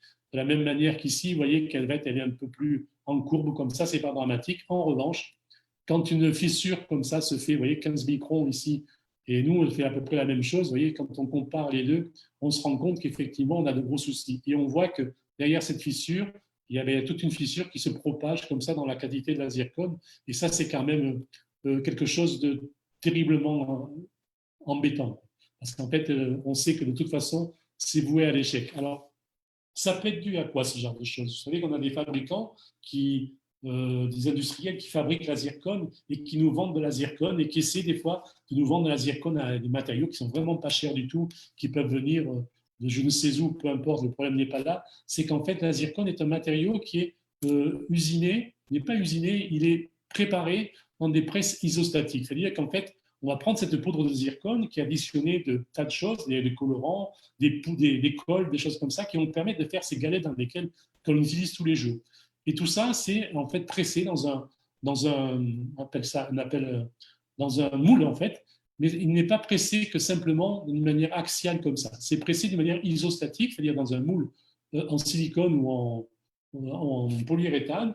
Donc, on met la poudre dans ce moule-là et après, on va mettre une pression qui va presser dans toutes les dimensions de l'espace. Et tout ça dans de l'huile ou de l'eau. Donc, c'est pour ça qu'on dit isostatique, parce qu'en fait, c'est pressé dans du liquide. Alors, la pression, en général, est de 3000 bars. Donc, vous imaginez bien 3000 bars, ce que ça peut représenter. Si vous mettez votre doigt au milieu, vous le sentiriez passer. Mais il y a des industriels qui sont peut-être un peu moins regardants et qui vont proposer de la zircone qui est pressée qu'à 1500 bars, voire 1000 bars, parce qu'en fait, une presse va coûter très très cher et qui préfèrent avoir 4 presses à pas cher et faire un travail un peu moins bien et proposer des choses beaucoup moins chères pour en vendre beaucoup plus. Donc là, il faut faire attention à ce genre de choses, essayer de conserver un petit peu la dynamique de la qualité de votre travail en utilisant des matériaux que vous sachiez exactement d'où ils viennent et comment ils sont fabriqués, parce que ça, c'est quand même important. Donc voilà ce que j'obtenais à l'époque avec la céramique pressée, c'est-à-dire qu'on n'avait plus du tout de décollement au niveau de la céramique. Vous voyez que la céramique pressée sur la zircone permettait d'avoir une liaison qui était vraiment parfaite. Donc tout ça, c'est un peu vieux. Mais néanmoins, vous savez, avant qu'existe toute la zircone, qu'existe la CFAO, existe tout ce qu'on faisait aujourd'hui, tout ce qu'on fait aujourd'hui, il existait aussi, c'est ce qu'on était capable de faire à l'époque, des éléments. On travaillait beaucoup avec de la métal précieux. On était capable de faire des choses en coulée de métal qui étaient quand même relativement belles. Hein. Ça, c'est des choses qu'on avait fait au laboratoire il y a quelques années. Et c'est des cas qui ont été réalisés aussi sur la céramo-métal. Ce sont des cas qui ont une bonne vingtaine d'années, voire peut-être un petit peu plus. Et à l'époque, il n'existait pas cette céramique qui était ici en rose. C'était une céramique qui était vraiment fabriquée avec plein de choses. On n'avait qu'une seule couleur éventuellement et qu'on mélangeait avec d'autres couleurs pour essayer d'avoir quelque chose qui était à peu près sympa. Donc ça, c'est des cas qu'on a réalisés qui étaient travaillés sur une armature céramo-métallique, mais là, c'était de l'or aussi. Et autant vous dire qu'à cette époque-là, on tremblait à chaque fois qu'on faisait un travail comme ça, puisqu'en fait, la céramique qu'on utilisait, qui est une céramique qui était une céramique haute fusion, qui en fait se cuisait à 960 degrés. Et quand on avait une armature dessous qui était en métal, il fallait faire des renforts, il fallait faire des tas de choses pour que cette céramique ne tire pas sur l'armature et pour avoir une armature tout à fait passive à la fin du travail. Voilà, ça, c'était quand même quelque chose de très, très beau. C'est une phrase que j'adore dire, ça, parce qu'en fait, si tu as peur du géant, retourne-toi et regarde si ce n'est pas l'ombre d'un nain. Parce qu'en fait, c'est vrai que quelquefois, on a toujours l'impression qu'on va, devant un gros travail, on ne va jamais y arriver. Et je crois qu'en fait, il ne faut pas avoir peur de ça. Il faut simplement être bien cadré dans sa tête. Il faut prendre les choses les unes après les autres, être très organisé, être très réglo dans ce qu'on fait. Et en règle générale, si on n'opère pas une étape, je pense qu'on arrive à des résultats qui peuvent être relativement satisfaisants très rapidement. Donc, n'ayez pas peur de faire des gros travaux comme ça. N'ayez pas peur de demander des conseils. N'ayez pas peur d'essayer de vous renseigner sur ce qu'on peut faire. C'est quand même ça qui est top. Voilà. Et puis, bien évidemment, il faut savoir garder les pieds sur terre. Hein. On est capable de faire que des dents. Et c'est que des dents qu'on fait. Donc, on n'est pas les champions du monde. On n'est rien du tout. On ne sauve pas des vies. On n'opère pas le cœur. On n'opère rien. Donc, aujourd'hui, ce n'est pas parce qu'on sait faire une dent qu'on est les meilleurs du monde. On est comme tout le monde, simplement. Il y en a qui ont un peu plus d'expérience que d'autres. Il y en a qui ont envie de le dire, d'autres un peu moins. Il y a des gens qui, en fait, on ne voit jamais, qui sont de très, très, très bons prothésistes dentaires. Donc, il ne faut pas se prendre la tête. Il faut rester, comme je vous dis, les pieds sur terre. Et ça, c'est quand même quelque chose d'important. Alors, comme je finis de présenter, je voudrais quand même faire un grand remerciement à mon ami Mohamed Zalan. Parce qu'en fait, la dernière fois que je suis venu à Marrakech, c'était donc le dernier congrès, il nous a fait une petite peur comme ça en disant je démissionne, je m'en vais, j'arrête tout, j'en ai marre. Donc tout le monde a compris qu'il avait des problèmes à régler ou des petits soucis, on va dire, à régler aussi. Et donc je pense que vous avez une chance inouïe d'avoir un monsieur comme ça qui s'occupe de votre syndicat. Et je pense que c'est exceptionnel d'avoir un monsieur comme ça. Donc faites tout pour qu'il reste le plus longtemps possible à la tête de votre syndicat parce qu'il se met beaucoup, beaucoup de pression pour vous tous, quoi. Donc, je pense que moi, j'adore en fait déjà Mohamed parce que c'est mon ami. Et je pense qu'en fait, il faut que vous preniez conscience que ce monsieur est un monsieur exceptionnel. Donc, Mohamed, je te remercie pour tout ce que tu fais pour tes amis et que tu fais pour nous aussi. Et voilà, donc la suite, en fait, ce sera, il n'a peut-être pas trop encore annoncé, mais je vais vous annoncer, moi, de mon côté, mes amis qui vont venir vous parler. Notamment la semaine prochaine, vous aurez José Ortega, qui est un des derniers meilleurs oreillers de France et qui a fait un travail gigantesque sur les protocoles en zircone et céramique, avec des essais comparatifs. Et vous allez voir, ce travail qu'il a fait, José, est un travail extraordinaire. Il vous présentera ça la semaine prochaine, à la même heure que moi. Et puis la semaine d'après, vous aurez Sébastien Martini, qui lui aussi est meilleur oreiller de France. Il est à Pau. Pau, c'est vers Bordeaux, là-bas, Toulouse, Bordeaux, entre Bordeaux et Toulouse. Ce monsieur est un monsieur d'une rareté, d'une simplicité rare, en fait, qui en fait est un être humain délicieux et qui en fait est un technicien hors pair. Allez voir tous ces gens sur Facebook, leurs travaux qu'ils font, vous verrez que c'est quand même extraordinaire. Et c'est surtout qu'ils vont vous transmettre des choses qui sont top niveau. Vous verrez ce qu'il vous montrera. La suite, ce sera Serge Gavian. Serge, qui est mon ami Serge, qui va vous parler d'une philosophie qu'en fait il exploite pour lui en fait depuis pas mal d'années. C'est sa philosophie de travail, la manière dont il appréhende des choses, c'est quelquefois extrêmement émouvant. Et surtout aussi une manière de travailler qui est une manière tout à fait personnelle. Je vous invite à venir le voir aussi parce qu'il est très très intéressant par rapport à ça. Suivra Denis El-Kaïm. Alors Denis El-Kaïm est un monsieur qui s'est penché sur le lab, hein, vous avez dû déjà en parler de ça, le LAB, et qui a créé avec Christian Claverie un logiciel qui est sur les téléphones portables et qui vous permet donc de faire ce que je vous ai montré un petit peu tout à l'heure sur la prise de teinte et comment arriver à réaliser tout ce genre de choses. Et donc, Dinoli, qui viendra vous voir aussi, alors lui, c'est le monsieur photographie, c'est le pape de la photographie ici, et donc je pense que lui, il faut lui apporter un grand intérêt aussi, parce que c'est quand même quelqu'un qui est hors du temps, hors du commun, tellement il est exceptionnel.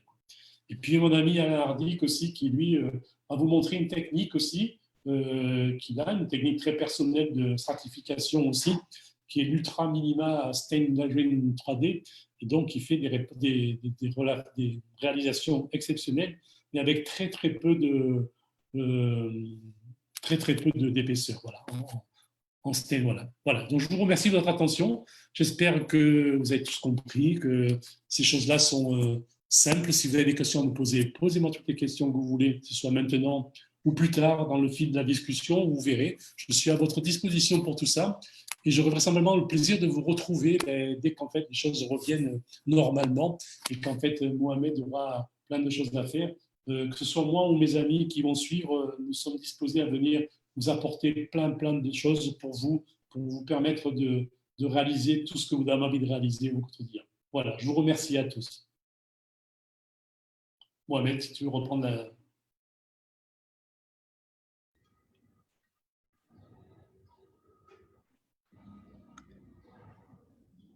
Parfait. Voilà.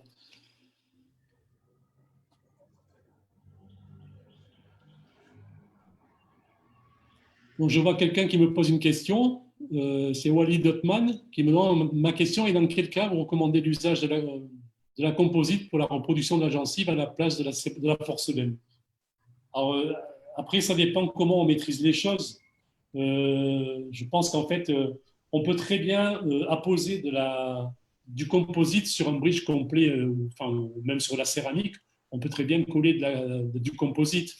La seule chose, c'est que le composite va, dans le temps, s'abîmer un petit peu. La chance qu'on a, c'est de pouvoir le refaire. Si on doit le refaire, il faut démonter le bridge, il faut faire tout ça, donc c'est un peu compliqué. Et je ne vois pas l'intérêt, si on maîtrise parfaitement la céramique, d'aller mettre du composite sur la céramique, tout simplement. Est-ce qu'il y a d'autres questions?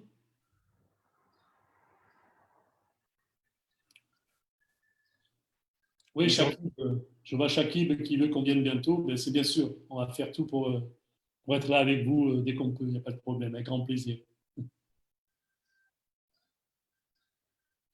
Ben, Farid aussi, il n'y a pas de problème. Tu sais que je t'aime beaucoup, Farid, et que dans pas longtemps, on va se revoir aussi. Oui, dis-moi si tu as des questions, Mohamed. Oui, oui, moi, ma question, elle est par rapport à l'utilisation de la céramique de rose pour la gencive. Vous avez Oui. parlé de la prise de teinte parce qu'on a toujours du mal à réussir la teinte de la gencive. Quand il s'agit d'un bridge complet, c'est plus ou moins gérable parce que on va faire une seule teinte d'un bout à l'autre du bridge. Mais quand il s'agit d'une reproduction sectorielle, c'est-à-dire juste par exemple, allant de la 11 à la 13 ou à la 14, là, on doit réussir parfaitement bien la teinte pour avoir une similitude avec l'autre côté. Donc, ça, c'est... Ça, en fait, il existe déjà des teintiers. Il existe des teintiers de faux gencives aussi. Hein. Oui. Normalement, il existe des teintiers. Alors, ce que tu peux faire aussi, ce qu'on peut faire normalement, c'est faire des tests toi-même, c'est-à-dire composer avec les gencives, avec les pots qui sont à notre disposition. Il faut créer un teintier par rapport à ça et faire des mélanges, c'est-à-dire prendre de la céramique rose, par exemple, rajouter dedans de l'opalescent blanc pour faire un petit peu, pour qu'elle soit un peu plus blanche, ou rajouter éventuellement du colorant brun dedans pour la rendre beaucoup plus brune. Donc, il faut se créer un teintier quelque part et demander à ce que, quand vraiment c'est très important, si c'est au niveau antérieur que la muqueuse se voit, il faut vraiment prendre la teinte soi-même comme on le ferait pour une dent naturelle, comme pour une dent une centrale, par exemple. Est-ce qu'on arrivera à réussir une céramique gingivale avec des maquillants? Parce qu'il y a des marques qui proposent des monomasses avec des coffrets de maquillage. Tout à fait.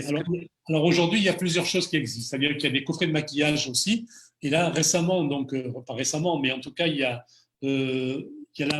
comment ça s'appelle, la marque Mio qui a sorti un coffret aussi de céramique de coloration pour la gencive, qui est une céramique aussi qui est très, très belle. Il y a des très belles couleurs dedans. Donc, ça permet d'aller encore un petit peu plus loin dans ce genre de choses. Vous voyez que c'est compatible aussi. C'est-à-dire que la céramique Mio est compatible avec les autres céramiques, que ce soit de la faux gencive ou de la céramique, n'importe quelle céramique. Donc, on peut très bien le faire avec cette céramique Mio, que ce soit en colorant de surface ou en interne. Il y a une question de M. Hamden qui pose la question comment savoir si la zircone a été pressée à 3000 ou à 1500 bars? Ah, ça, c'est compliqué. Ça, en fait, je pense que quand on achète des céramiques, enfin des zircones qui sont des zircones connus, hein, c'est-à-dire des zircones qui sont reconnus sur le marché, en règle générale, on n'a pas trop de doutes hein, quand on achète céramique de chez Aman Girbar ou des choses comme ça.